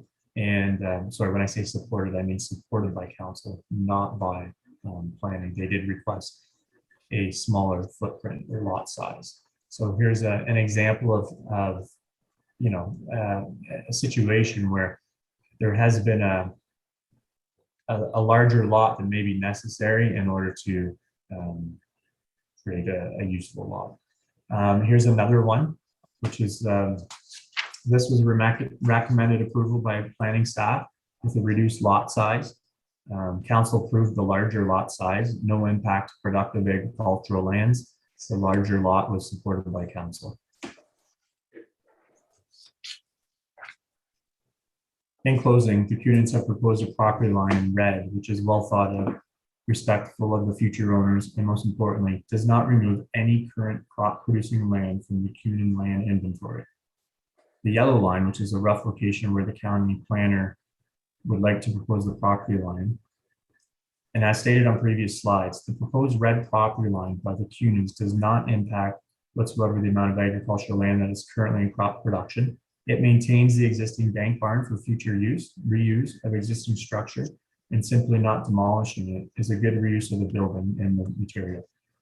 Proposed county property line in yellow dissects existing landscaped area behind the house, as well as keeps the unfarmable area between the barn and the road with the agricultural property, essentially creating a situation where the Coonans will be required to have future lawn maintenance, as it will not be farmed due to drainage and slope issues. At the end of the day, the proposed county property line does not make sense. The Coonan property is reasonable. The proposed Coonan property line is reasonable and is in keeping with similar decisions made by council in the past. It should also be noted that the best practice for private well safety, the well is located approximately right here, is to maintain a 15-meter setback from a well. Several pieces of literature are available to support this. I know Rose previously mentioned it on the 10455 Townsend Line property. The proposed property line of 5 meters from the well could create a future scenario where the land is being used for agricultural purposes, including fertilizers and pesticides, 5 meters from a well, which could create an unsafe situation. That is not safe for a future homeowner and isn't best practice in accordance with several well siting / safety guidelines. It is requested that if council deems this application worthy of approval, conditions 4, 5, and 8 be removed from the list of conditions proposed by the county planner. Thank you. Okay, thank you, Paul. Is there any questions or comments from the Committee of Adjustment? Yeah, okay. Can I add to it too, Curtis? Yeah, that's fine. Go ahead, Rose. Yeah, okay. Okay, further, I like to mention, Paul, can you leave up that slide for a second? Okay, so First of all, we will not take any viable agriculture land out of crop production with our proposed severance. Second of all, we would like to conserve the architectural heritage of the old bank barn, which fits perfectly in the topography of the proposed surplus dwelling property and the surrounding area in Adelaide Metcalfe. The bank barn is used as a garage and storing gardening tools and equipment. The bank barn cannot store any large equipment. It is also not suitable for any livestock. The east side of the property, that is between the, on the side where the bank barn is, the east side of the property has existing grass waterways running from our retained land and maintenance land to prevent erosion. Further, there are grass waterways running on the south side of the proposed severance as well. So where that other barn is outside that property. The distance from the lot line and the water well should be in compliance with the recommendations as stipulated in the environmental farm plan, which is at least 24 meters. The proposal from the county planner of 5 meters from the well and the east lot line is definitely not in compliance and will create future conflict or problems. In the proposal from the county planner, there is no room for building a garage, which leaves all items to be scattered around on the property. There is also an existing pond in the back of the proposed severance, which should be part of the proposed surplus dwelling property. Due to the existing grassways on the east and the south side of the proposed surplus farm dwelling severance, any disturbance of the soil or waterways will have a negative impact on the forest to the west of the property, which is highlighted as an environmental protection zone. The bush has a huge variety of forest species, including the chestnut trees, which are in jeopardy with the already depleting of the population in Ontario. To preserve this forest, there should not be made any changes to the existing waterways and or add more cropland in close proximity to this environmental sensitive area. Thank you. Okay, thank you, Rose. Councillor Brody. So through you, Mayor Smith, I am going to quote kind of what you did on the last one. I see this property here where you can make it more square. That the red line going to the road straight from 1629, why cannot that not be just made straight through the trees and straighten the back up a little bit? I agree totally with the look of the landscape, that if the property line goes to the yellow, that it dips and dives and is not farmable. So I don't believe we're going to take away any farmland. The back of the property with the pond and stuff is not farmable. So that just, I know we don't want to see big lots, but I'm not opposed to big lots. I think this would be a beautiful big lot. In saying that though, that old barn is old. You can only use the bottom of it to store a few lawnmowers. You can't use the top. It's old. There's an old silo. I believe that you need to take those buildings down. They're not as good shape as the drive sheds or anything else. So I agree with the county planner there. So my proposal would be those barns have got to go, the silos got to go, and just square up that lot a little bit with the red lines. Yes, it's going to be a big property, but we are not losing farmland. And then the next owner can build a nice garage or a nice secondary structure or whatever according to township bylaws. Okay, thank you, Councillor Brody. Deputy Mayor Hendricks. Yeah, as I was going through these proposals today, I started thinking about how many bank barns are down this 9-kilometer piece of road I live on. And there's, I think, 4, and 2 of them have livestock and the other 2 are. So there is something that is nice about seeing bank barns in the countryside. It's what people expect to see. Having said that, though, I'm not prepared to make I agree with the lot size, even though it is a huge lot. It's an estate lot. I mean, if we do this, it's not affordable housing. I don't know the condition of the house, and I don't know the condition of the barn. I think I would allow them to stay up if they could be deemed by somebody who could say that they're not dangerous. You know, a suitability report, and we've done that for other properties too. I mean, my first thought is, you know, it's almost 4 acres, their proposal, and that is a huge amount of property to maintain. Having said that, though, this is pretty rough country, so I agree with the environmental preservation of keeping this where it will be preserved. But yeah, I wouldn't say the barns have to come down, but I would want to see some sort of feasibility and for them, I think. Okay, thank you, Deputy Mayor. Councillor McKinnon. I agree with Deputy Mayor Hendricks. There aren't a lot of the old bank barns remaining, and it's nice to see them in the countryside. So I would agree to keep that bank barn there. But a question, the 2 white buildings, the sheds, in front of them, there's a circle. Is that a manure pit or what is that right there? Yes. That is the silo. It's a half, Okay. yeah, it's a half silo. It's a half. So Okay. they took off there's only a part just to, it's basically a showcase. It's only, I don't know how many meters, but it's not tall. It's smaller than the barns. And then behind them, there's a small building there. Yes, right there. What is that? How do you call it? That is a, where they had it, say like a little wood stove. Like just a Burning. little sugar shack? Is Yeah, that no, what it's yeah, even smaller, yeah. Okay. For outdoor wood furnace, maybe? Something like that. I don't think there is even anything in it now because they took it out, or we took it out actually. No.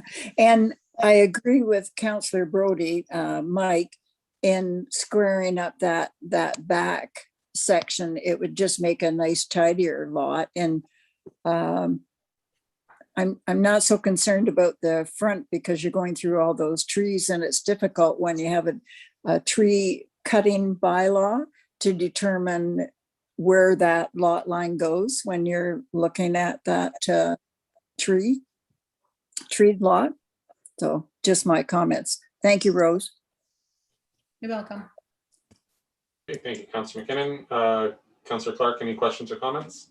Yeah, the only comments I have is I would like to see the red line to the north of the 1629 number moved over and have the property squared off, and not just to make it pretty, but more to Betty Ann's point, because when you're trying to figure out lot lines, I think the less complicated it is, the better. You're not taking any land out of production. I'm on the fence about the 2 barns. And the only reason I'm on the fence is future use. We have other barns in the community where they're being now used for wedding venues, and that's kind of an issue. So to Mary Ann's point, I would say, what do these structures look like? I don't want an engineer's report. I'd like just the CBO to give an letter of opinion as to the safety and the future use, potential use of those buildings. And if it's just going to be for storage or 2 people in there playing cards at a card table, I'm good with that. I would say leave them up. But I'd want to know if they're structurally sound too. So that's all I have to add. Okay. So with the current comments that have been said so far. I'm just going along with Councillor Clark's question about the barns. And just to have a question with this, if the barns were to come down, does that change the Committee of Adjustment's mind on where that easterly lot line should be? And if that's the case, should we consider deferring the decision on this until we know what the structure of those barns look like? Does everybody understand what I mean? The barns are there, obviously, the lot line where, if we want to keep it that size, the lot line should be where it's shown on the red line, or if the barns were to disappear, if that lot line should be more further to the west. Councillor Brody, you have your hand up. Yeah, through you, Mayor Smith. I'm fine with the property size, because when their planner give that first view, I can see the issue with the sloping and the drainage at the front by the road.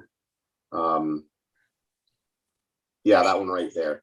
So I mean, yeah, you could bring fill, you could do some stuff maybe to make it farmable, but I'm sure that's a water runway for sure. So I'm fine with the property size, but I would really want to see, for me to support the barns staying, basically we're just looking at a picture.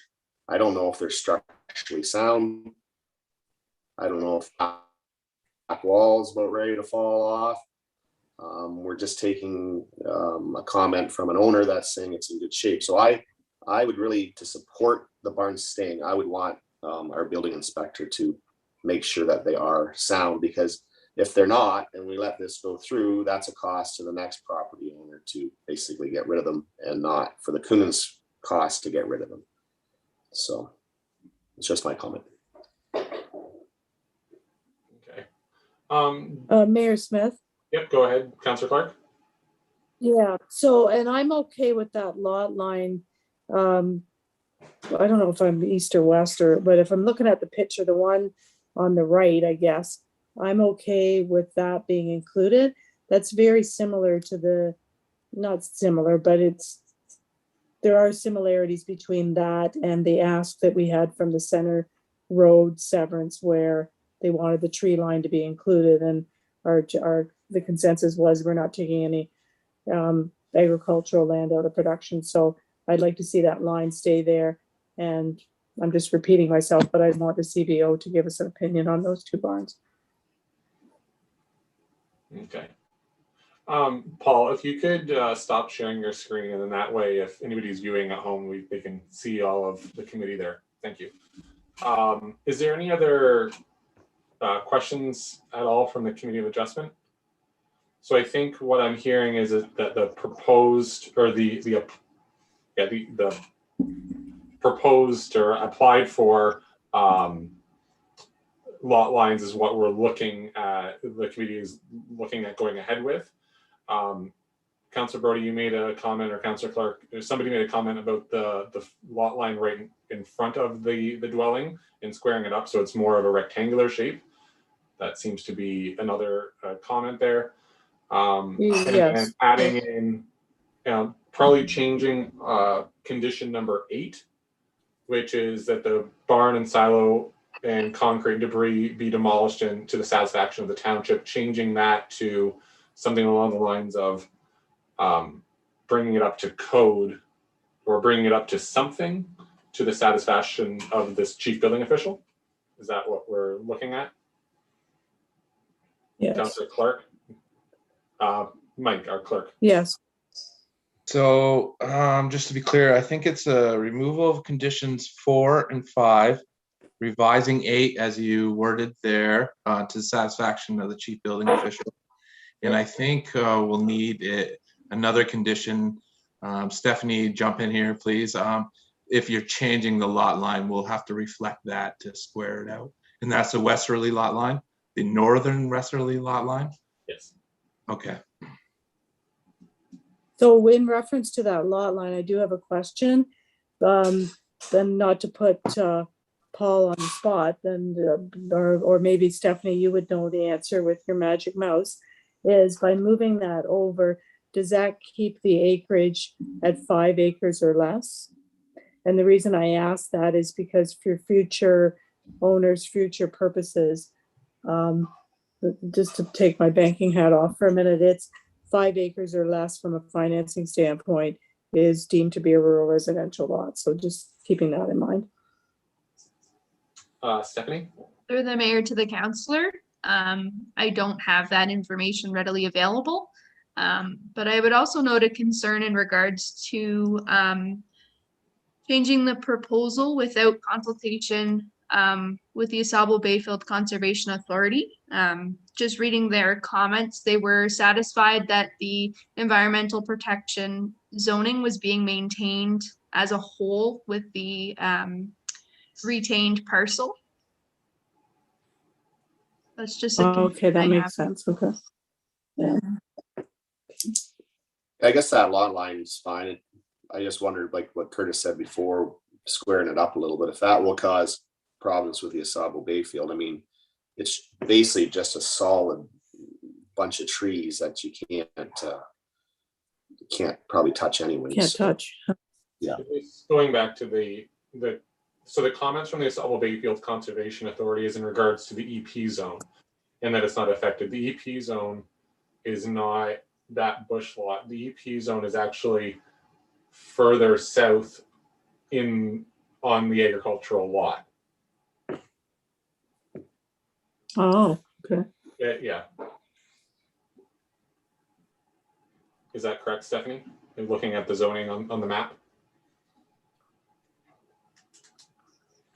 Through the mayor, I would have to pull that up. I don't have it readily available. But generally, it may be significant woodlands if it's not necessarily regulated. Okay. Just another comment that I would like to make, and it's in regards to the other shed. I have too many tabs open. It's shed 1, which is that Kwanzaa building, which is going to be part of the retained land.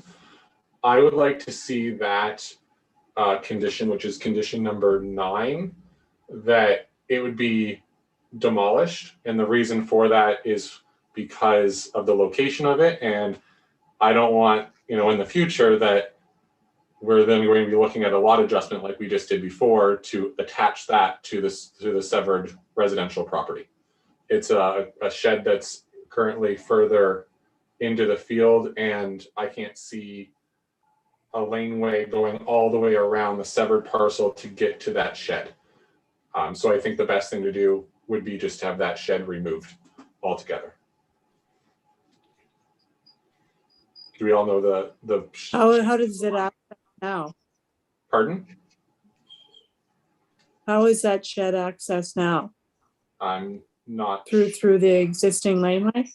I believe so. Paul, if you could throw that. Maybe Rose could speak to that. Yeah, I can. We only can access that shed before spring planting. If we would do it different, right? So because it's low water of a low waterways there, so it's a wet. I would say like wetlands, not the right word, but it's not easy accessible. If we would do it different, then we go through our lands before planting and after the crops are off, but it's not used.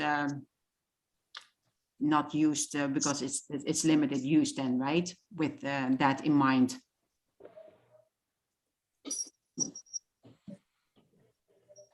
That makes sense?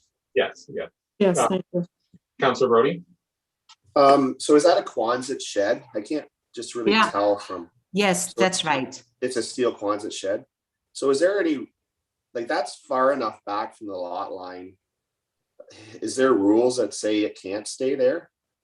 Stephanie, maybe you could answer that one. But to me, it's farther back from that lot line that it's probably hardly ever going to be used. Like Rose said, probably, yeah, I can understand what she's saying. They can only get in there when they can go through the field when it's dry. Yeah.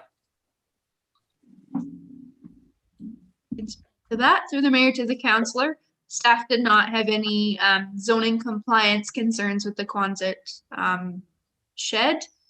From the zoning bylaw, I believe in the agricultural A1 zone, it is required to be 15 meters away from the internal side lot line, which would, on the remnant agricultural parcel of land, be considered the rear lot line of the severed portion, if that makes sense.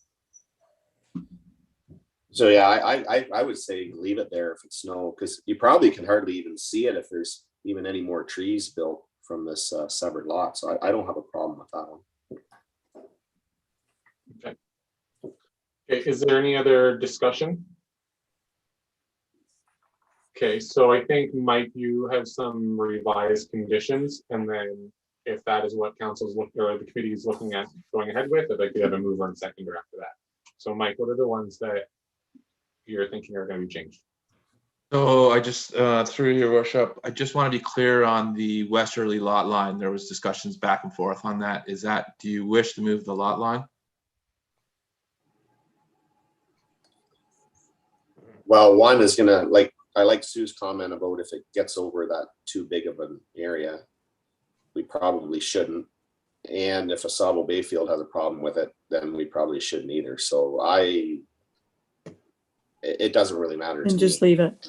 Yeah. Yeah. Okay. Okay. So, and Steph, just to confirm, but the removal of condition 4, the removal of condition 5, and condition 8, that the barn be inspected by the chief building official to the satisfaction of the chief building official. I'll word it better as we change it, but. Yeah, and then it would either be brought up to whatever standard or removed. Is the silo still to be removed? That was the only question I have. The other parts of that. If the barns have to be removed, the silo will have to be removed. But if the barns can stay, you can't really take that silo out without hurting the barns. So. Damn it. Okay, so if we need a mover and seconder for these revised conditions. Okay, So Councillor moved. and Councillor Clark, is there any further discussion? Everybody understands what is moved and seconded? I think so. Okay, all those in favor? Aye. And that's carried. Okay. And I think this is the last consent application in front of us. So this is consent B08 2021 for 3310 Cuddy Drive. Stephanie. Thank you.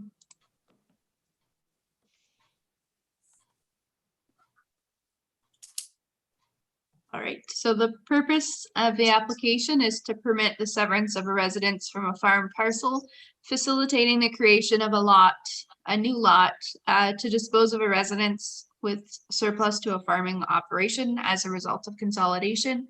The proposed lot to be severed is 0.7 hectares or 1.72 acres in size, and the remnant agricultural parcel of land or the retained parcel would be 40.03 hectares in size or 98.93 acres. The lands proposed to be severed contains an existing single detached dwelling constructed in approximately the 1900s, a barn, and 2 sheds proposed to be removed.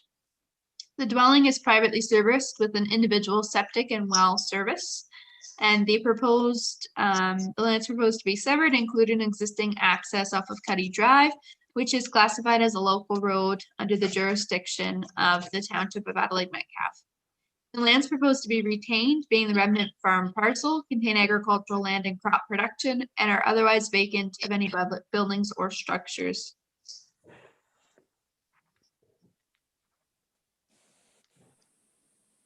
Planning staff have reviewed the criteria for a surplus farm dwelling severance and are satisfied that farm consolidation has been achieved.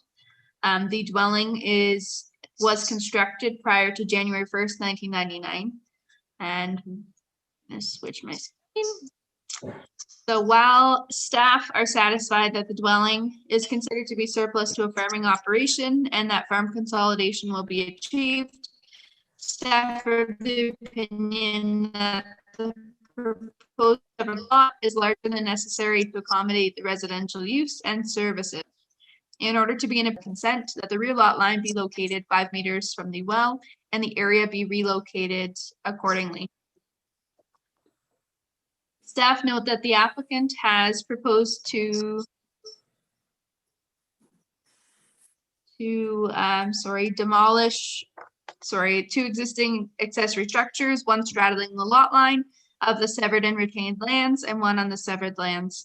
Staff have evaluated the accessory building on the severed lot and are of the opinion that the barn, being 243 square meters on the severed lands, greatly exceeds the maximum ground floor area for an accessory building of 75 square meters within the surplus dwelling zone, and including the structure on the severed lands results in a lot that is much larger than necessary to accommodate the residential use and servicing. It is proposed that the barn either be demolished or remain with the agricultural lands if it can be demonstrated that the barn has sufficient access and distance between the rear lot line. And additionally, if the barn is to remain with the agricultural lands, staff recommend a change of use permit be obtained to ensure the structure is not capable of housing livestock. The application was circulated in accordance to the requirements of the Planning Act, and staff received the following comments. Enbridge Gas does not have service lines running within the area. Does have services running in the area that may or may not be impacted by the proposed severance. Should the proposed severance impact these services, it may be necessary to terminate the gas service and relocate the line in accordance to the new property boundaries in consultation with the Enbridge Gas. The Sauble Bayfield Conservation Authority noted that the requested severance serves to maintain the identified hazard area within the parcel to be retained. The authority recognizes that the EP zone is not by this application and is in support of this position. The authority has concluded that does not have any natural hazard or natural heritage concerns with the requested severance and subsequent rezoning. The Township of Adelaide Metcalfe Chief Building Official requested to provide confirmation to the satisfaction of the CBO that the septic system will be wholly contained on the lot with the dwelling to be severed, that the livestock building on this property must be removed as it will not meet MDS setbacks to property lines. If the building is proposed to be retained, it must be renovated in a way that removes all necessities of a livestock building, such as water, feeding troughs, pens, etc., through obtaining a change of use permit, which documents the prohibition of livestock. And additionally, that a 1 meter vegetated buffer be established at the end of the existing access to the barn on the severed lands to prevent continued access to the satisfaction of the chief building official. And the County of Middlesex engineer noted that the owner will be required to dedicate lands up to 18 meters of the center line of construction of County Road 81 or Center Road across the retained parcel to the County of Middlesex for the purposes of road widening, if the right-of-way is not already to that width, to the satisfaction of the County of Middlesex. And although this property has frontage on Cuddy, it is a through lot, so there is frontage as well on Center Road, just to clarify. So it is recommended that the application be granted, subject to conditions. Thank you. Okay, thank you, Stephanie. And Paul, you have a couple slides on this application. I do. Okay, go ahead. Just,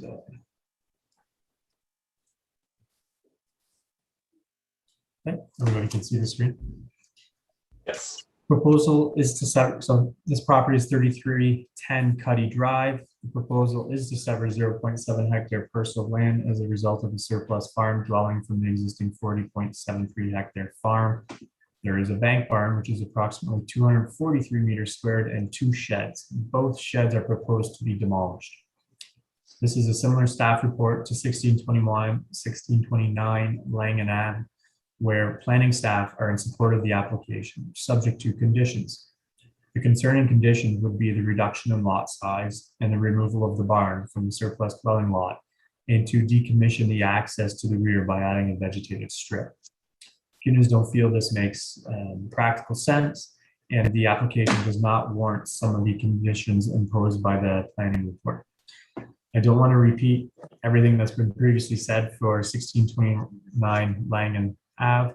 So just for the sake of council's time. So I'll just quickly jump to some photos here. This is the front of the property looking from Cuddy Drive up towards it. You can see that the residential dwelling has been remodeled and improved, the new windows, new deck, and the area at the front here will likely be seeded at some point in time. The bottom right photo is a photo showing the rear portion of the dwelling with a view of the old bank barn. You can see the two sheds here and here, which will be removed. And the top right photo shows the area between the barn and the dwelling where the soil will be seeded. This is also where the well is located. I've showed some of these examples already, so I won't really go through them. This is 5333 Calvert Drive. It's a great example of council support for a smaller lot size, or a larger lot size, sorry. And then 6259 Calvert Drive as well. This is a property where the council has supported a lot size larger than staff recommendation.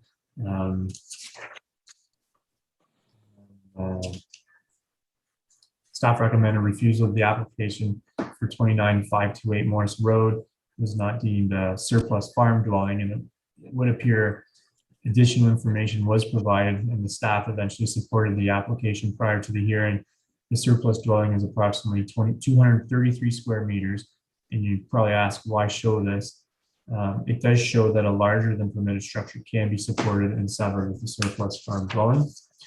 And in closing, for 3310 Cuddy Drive, as discussed, the Coonans have proposed a property line in red, which is well thought out, respectful of the future owners, and most importantly, does not remove any current crop producing land from the Coonan land inventory.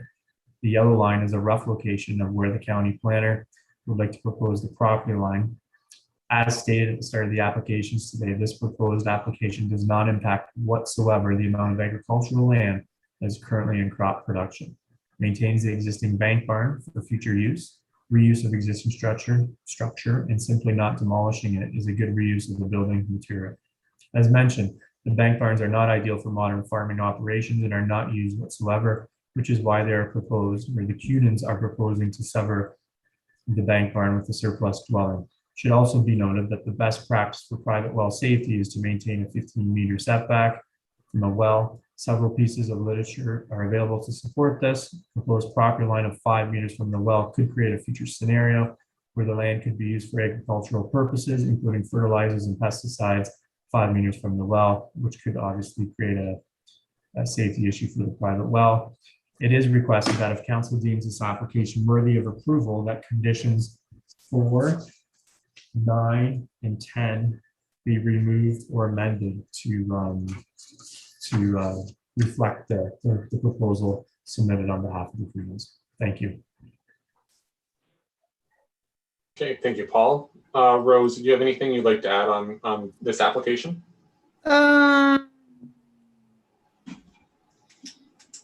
Okay, so wait a second. First of all, we don't take any agricultural land out of crop production. And and again, this is we want to conserve the architectural heritage of the old bank barn, which perfectly fits again in the topography of the proposed surplus dwelling from the property, the Victoria style house and the surrounding area in Adelaide Metcalfe. And the bank barn can be used for storing gardening tools and equipment. If we follow the proposal from the county planner, there is no room at all to build a garage. So that means that more stuff is going to lay outside. So that's what we don't want. And then again, the 5 meters from the well, that is not ideal either. That's basically it. Thank you. Thank you, Rose. Is there any questions or comments from the Committee of Adjustment? Councillor Brody. I agree with, through you, Mayor Smith, I agree with Rose's comment about the yellow line. You know, that's just too tight for a severance in my mind. I like the idea of the bigger lot size. It's not taking away farm production. I question the angle on the back behind the barn, if that should be just squared up so it is a pure rectangle on that property. Either it'll be a tree line or something like that. Once again, that is a nice looking barn, back of the property. I think I just want to make sure that it is suitable for keeping. Again, we're just looking at a picture, you know, is the back wall blowing out? We don't know that. So I think I would like to see the same kind of proposal on the last property where the one of our building inspectors just check out the property to make sure that it is sound to stay. Okay, thank you, Councilor Brody. And I just want to note that Deputy Mayor Hendricks, she has declared a conflict on this application. That's why she's not showing on the screen right now. So Councilor McKinnon or Councilor Clark, any questions or comments?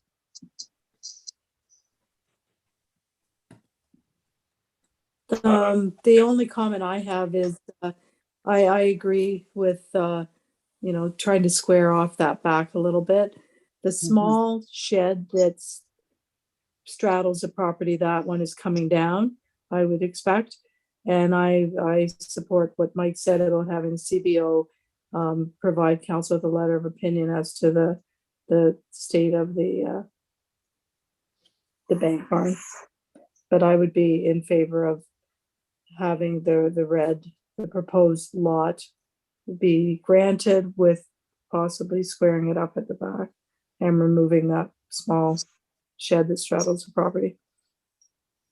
Okay. Councilor McKinnon? I'd be interested through you, Mayor Curtis, to Rose, why was that line placed on the diagonal like that rather than squared off? I think that we did that to make sure that we stay within the size, and I have to go to Paul. Yeah, that was probably the only reason. That and to make sure we preserve all the crop producing farmland. So yeah, I agree with the previous comments that it would make sense to me to make that a regular rectangular lot line rather than have it on the diagonal there. But either way, I'm supportive of the applicant, or the application, I should say. Okay. I just comments for myself. I agree. I like what was applied for, and I do agree that I would like to see the lot squared off so it's a nice rectangle instead of having that corner cut off of there. I understand the reason for it.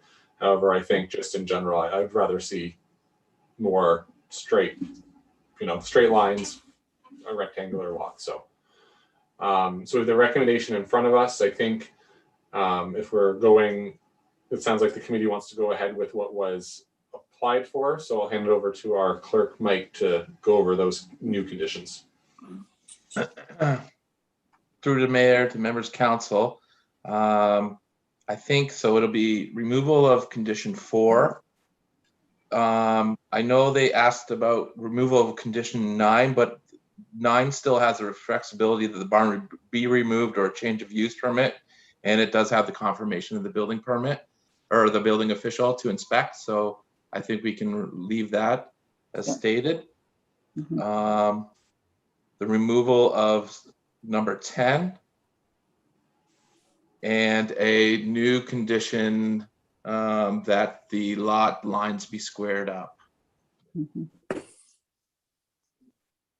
And yeah, that sounds correct. And before I ask for a mover and seconder, I just want to make the comment that for myself, if the barn was to have to come down, I still like the depth of that lot. And the reason for that is because it aligns with the bush lot to the west. So it doesn't make an awkward farm parcel with, jogging around the lot and then jogging around the bush lot. So even if the barn had to come down, I think the lot size and the orientation of it still makes a lot of sense. Agreed. Okay, so with that and the revised conditions, can I have a mover and seconder? Moved by I'll Council. move that. We'll go with Councillor Clark. I knew you were going to say it. I was just waiting for you. I haven't had you move anything. So Councillor Clark, Sorry. Councillor McKinnon. Okay, I'm assuming there's no further discussion. So all those in favor? Aye. And that's carried. All right. So that is the end of the committee of adjustment, but then we'll be jumping into the Zoning. for the zoning. So we need to have a motion. Where is it here? That council adjourn the committee of adjustment at 9:07. Wow, that took a long time.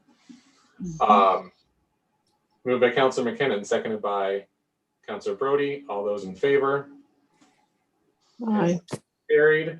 And what we're going to do is we're going to have that next motion to go into the public meeting, and we're going to deal with the one that Councillor or Deputy Mayor Hendricks has a conflict on. So then we'll jump her back in afterwards. So we need to have a motion that council convene into the public meeting to hear zoning bylaw amendments Z07, Z09, and Z10 of 2021 at 9:07. Mover and seconder. Okay, Councillor Brody, seconded by Councillor McKinnon. All those in favor? And that's carried. And we're going to first go with application for zoning bylaw amendment Z10 2021. And I assume, Stephanie, we're not going through the whole report because we kind of know what's going on, right? You got it. Yeah. Excellent. Thank goodness. I'm glad we got that message from myself to the clerk to you. Okay. So the recommendation is in front of us. We're going to have to change around those lot lines, I assume, on that little map there for the bylaw. To line up. And then everything else should be fine, but the motion's still the same. Is that correct? So through to the mayor. Yes. So staff recommend, or I'll go over just the rezoning portion perhaps. So Okay. the application for rezoning is to rezone the severed parcel from the general agricultural to the surplus dwelling zone in order to recognize the residential use and permit the range of permitted uses. So no livestock is permitted. And additionally, it's to rezone the retained lands to the agricultural only zone, and that's to prohibit a new dwelling from being constructed, and no proposed changes to the EP zone. So it is recommended that the zoning bylaw be approved in principle, limited to first and second reading, until such a time that the township does receive a registered copy of the plan. And yes, it does provide some wiggle room to accommodate the proposed changes. Excellent. And that's the same thing for all three of those comments. Okay. So we have the motion that application for zoning bylaw amendment Z10 2021 be approved in principle, limited to the first and second reading of the implementing bylaw, and further that the final reading to be provided once the deposited reference plan has been received to the satisfaction of the township. Mover and seconder. Okay, I'll move that. Seconded by Councillor Clark. All those in favor? Aye. And that's carried. And now we're going to add the deputy mayor back in.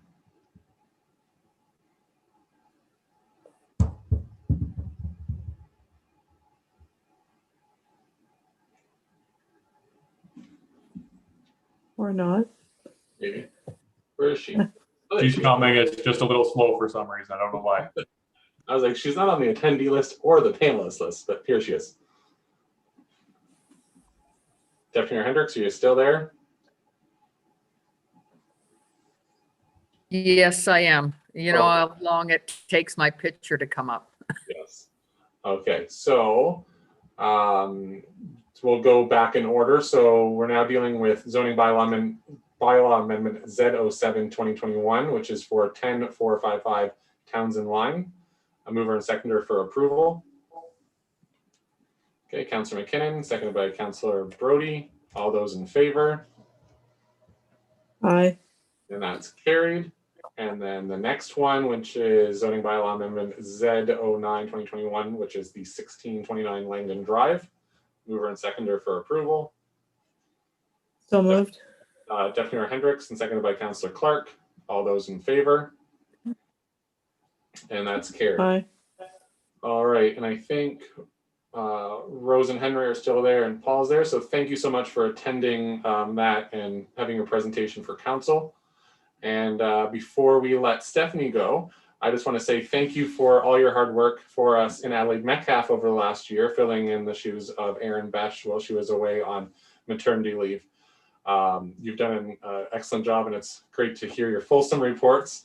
And I'm glad that you were able to make it through us with those 5-minute recesses to see those videos throughout our Zoom, times of COVID and everything else. So thank you so much for joining us this last year, and you're not going to go far away. So I know you're still in the Middlesex County family. Yeah, thank you so much. It was lovely meeting everyone. Although virtually for the most part, I didn't get an opportunity to meet any person, but it's been a pleasure. So thank you. Okay, thank you, Stephanie. Thank you. Okay, and with that, we need to have a motion to adjourn the public meeting at 9:12. Okay, Deputy Mayor Hendricks and Councillor McKinnon, all those in favor? And Aye. that's carried. And when people look back in the minutes, they're going to wonder why the Committee of Adjustment was so long and why the public meeting was so short. Anyways, we're going to jump into the correspondence. So upcoming conferences, seminars, and meetings. So our next regular meeting is on Monday, November 1st. We have, we don't have, Strathroy Caradoc has a Grow Together Official Plan Review Technical Advisory Committee workshop, which is being held on November 3rd from 1 till 2:30, and that's a Zoom workshop. Number 3 is a conference by St. Clair Regional Conservation Authority, I believe, and that's on November 9th, and that's also through Zoom. I'm assuming, Betty Ann, you'll be attending that? No. I'm reading lips, but I'm seeing a no. Okay. Likely not. Okay. And then our next meeting, which is November 15th, and that's our planning meeting. And jumping way ahead to 2022 is the OGRA Ontario Good Roads Conference, which is going to be at the Fairmont Royal York in Toronto. And I think it's going to be a hybrid. Is that right? Or is it just going to be in person? Through your worship, there are components that are hybrid. I just wanted to get it on the council agenda so people could sign up early. We just got word of it. Thank you. Excellent. Alrighty, so we have one item for recommended readings, which is the regulations under the Conservation Authority Act, Ministry of Environment, Conservation, and Parks. Action required. We have a resolution from the town of Niagara on the Lakes, and it's in regards to OHIP eye care.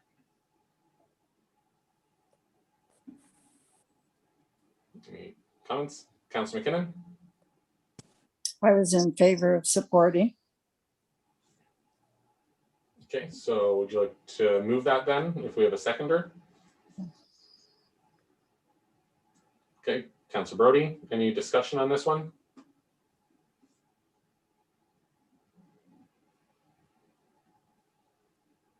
Deputy Mayor Hendricks maybe wants to say something, doesn't know, maybe not. Okay, moved by Councillor McKinnon, seconded by Councillor Brody. If there's no more discussion, all those in favor? Aye. And that's carried. The next one is from the Township of Enniskillen, and it's in regards to the Cannabis Act.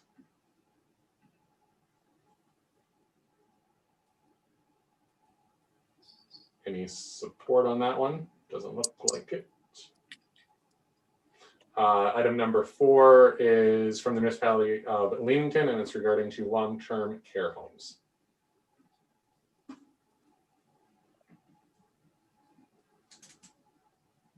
Okay. So we have just that one that we supported there. Mike, our clerk, are you still wanting to have a motion that we receive the other, receive and file? Do you want to do that, or is that something? Yeah. So we're going to receive and file items CC 1, 3, and 4. I'll move that. Okay, moved by Councillor Clark, second by Councillor Brody. All those in favor? And that's carried. And jumping into staff reports, we already completed the building report, and Arnie should be thanking me because he would have been sitting around for 2 hours and 20 minutes. This is live, right? Okay. We're going to jump into the next one, which is the Public Works on-call and standby policy. And we're going to have Morgan, our CAO, take that one as Coulter is unavailable right now. Morgan. So thank you, Mr. Mayor, and through you to council. Of course, Coulter would have liked to be here to present this report, but unfortunately he had to step away just before the meeting started. So I'll just take us through it real quick. As council may remember, during the 2021 budget discussions, we did allocate about $5,000 in the operating budget to support a potential on-call or standby program for the Public Works team, the team who respond to snow-related events throughout the winter months. The attached proposed policy recommends $30 per day for equipment operators to be placed on call, along with a number of procedures and conditions in which the equipment operators must follow to receive the on-call compensation. This on-call pay will kick in during Saturdays, Sundays, and statutory holidays between November 1st and April 15th. This compensation is to recognize the irregular hours that the equipment operators work during the winter months, including the disruption in their personal lives, as when they're placed on call, they really need to be available and fit for work if and when we experience a winter event. The total program cost for this on-call policy, based on our current staff complement who would be enrolled in the program, is about $6,100. So we would need to address the $1,100 difference in the 2022 budget discussions. For now, I guess I'll leave it there for any questions from council. Otherwise, Coulter and I would kindly ask that council approve the on-call or standby policy as attached, and that it be incorporated into the corporate policy manual. Okay, thank you, Morgan. Is there any questions or comments on this proposed policy? I just have one question. So not to sound cheap, but if you're not going to have anybody on call on November the 1st, if we're not expecting a weather event, correct? Or you just a standard, everybody's on call from November 1st to April 1st?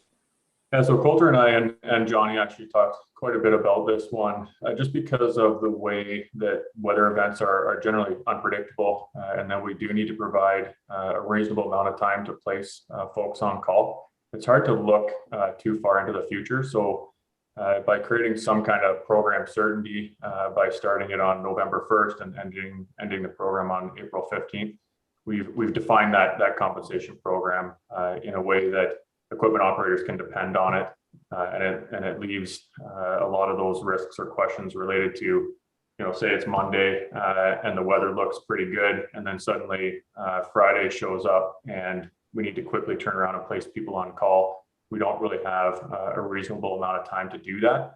So it would be challenging for not only the equipment operators, but also the township to do that to them and to disrupt their personal lives. So that's why we just figured, because winter weather does tend to ebb and flow year over year, that this would probably or most likely balance out after a couple or 3 years. Okay, did that answer your question, Councillor Clark? It answers my question. Okay, is there any other questions or comments at all? Okay. I guess just to further on that one, I'm thinking that, we're expecting heavy snow this winter, whether that materializes or not, I don't know. So what are we not going to compensate people if we get a wicked snowstorm Halloween weekend? Well, honestly, that's a really good question. Flexibility. Yeah, I'm looking for some flexibility. And then if we're going to be in a heat wave till the third week in November, then would we massage it a little bit or, yeah, so. It Just a is a really good question. question. We did talk about providing some flexibility where it would start November 1st.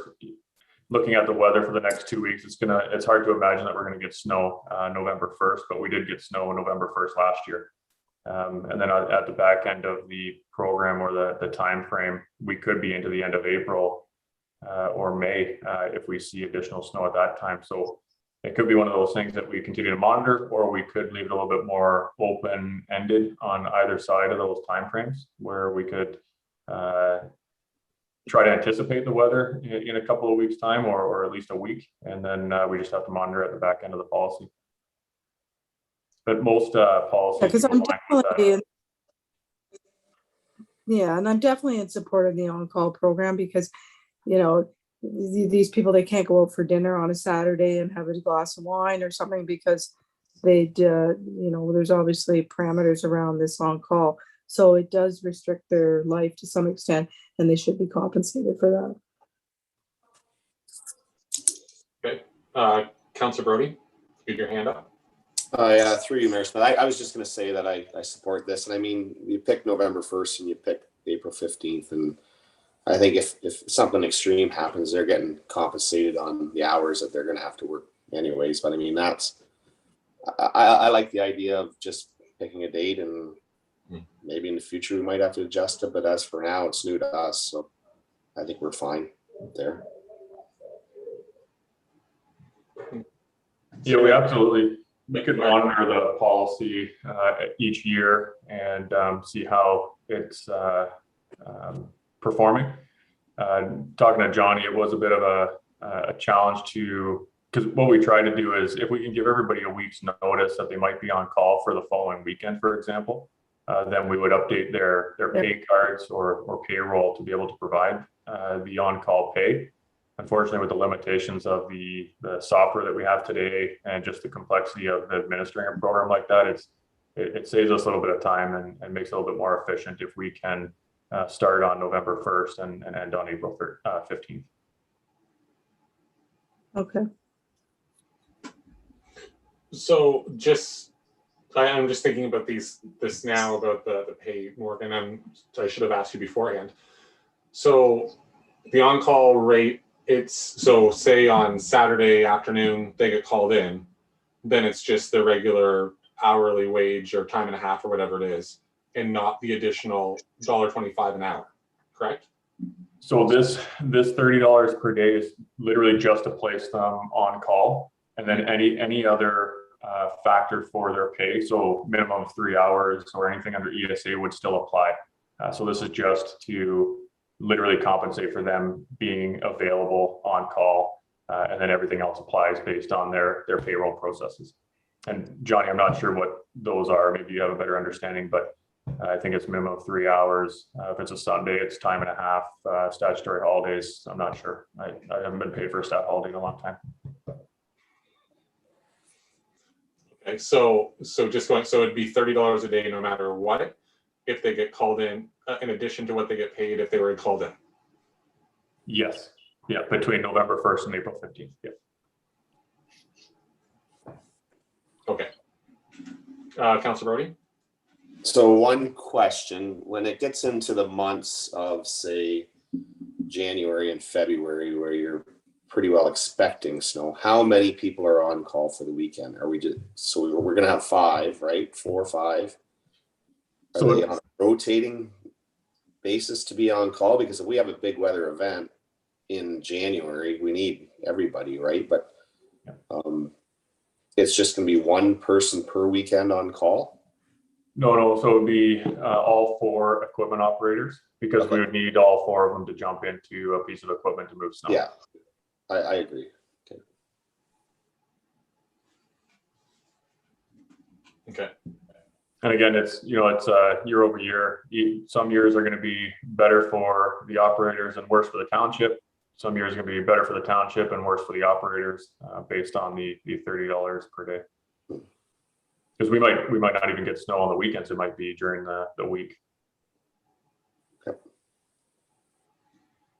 Okay, is there any other questions? Okay, seeing none, so we have a recommendation in front of us. That council approve the on-call standby policy as attached and that the on-call standby policy be incorporated into the corporate policy manual. Mover and seconder. Okay, Councillor Brody, seconded by Deputy Mayor Hendricks. All those in favor? Aye. And that's carried. Alrighty, so that's the end of our staff reports. Is there anything for other business at all? Okay, Deputy Mayor Hendricks. Just a reminder to anybody who didn't see the Facebook page that the Optimists are having a pumpkin party on the 23rd, which this year, rather than doing anything in person, it starts at 10 o'clock until the pumpkins run out. The kids can go pick up a pumpkin, take it home. I think pumpkin and a bag of candy, if I'm correct. I hope I'm correct now that I said it. And they can take it home, carve it, take a picture and submit the picture, and there will be prizes for that. So I'm just looking it up to make sure you're not going to be stuck buying a whole bunch of candy. Is there an age restriction? Well, if you don't feel bad walking up and asking for a bag of candy, then I guess you can go there. I'm kidding. I'm kidding. Oh, well, you know, Okay. there are husbands who will do that. So it is 1 pumpkin and treat bag per child. First come, first serve. Yeah. There we go. All right, is there anything else for other business? Just a reminder for anybody that's watching with us is that the budget survey for the 2022 budget is out there. You can find it on our website, you can find it on Facebook. Take the time to go through that, to make your comments on there. Oh, Johnny, you told me to remind people of that, and I just did. There we go. We're thinking alike. So please take the opportunity to go through there. It'll help us guide us through the budget process. If there's nothing else for other business, we'll jump into the bylaws. And that is a bylaw, which is number 51 of 2021, which is the zoning bylaw amendment for Patterson Drive, received the 3rd and final reading. Mover and seconder for that one, Councillor McKinnon and Councillor Brody. All those in favor? That's carried. Aye. Then we have the next one there, bylaws number 63 of 2021, zoning bylaw amendment for 10455 Townsend Line, and bylaw number 64 of 2021, the zoning bylaw amendment for 1629 Langland Drive, and bylaw number 65 of 2021 for 3310 Cuddy Drive received the 1st and 2nd reading. So those are all those severances. Sorry, Deputy Mayor Hendricks, you declared a conflict on that one. Councillor Brody, seconded by Councillor McKinnon. All those in favor?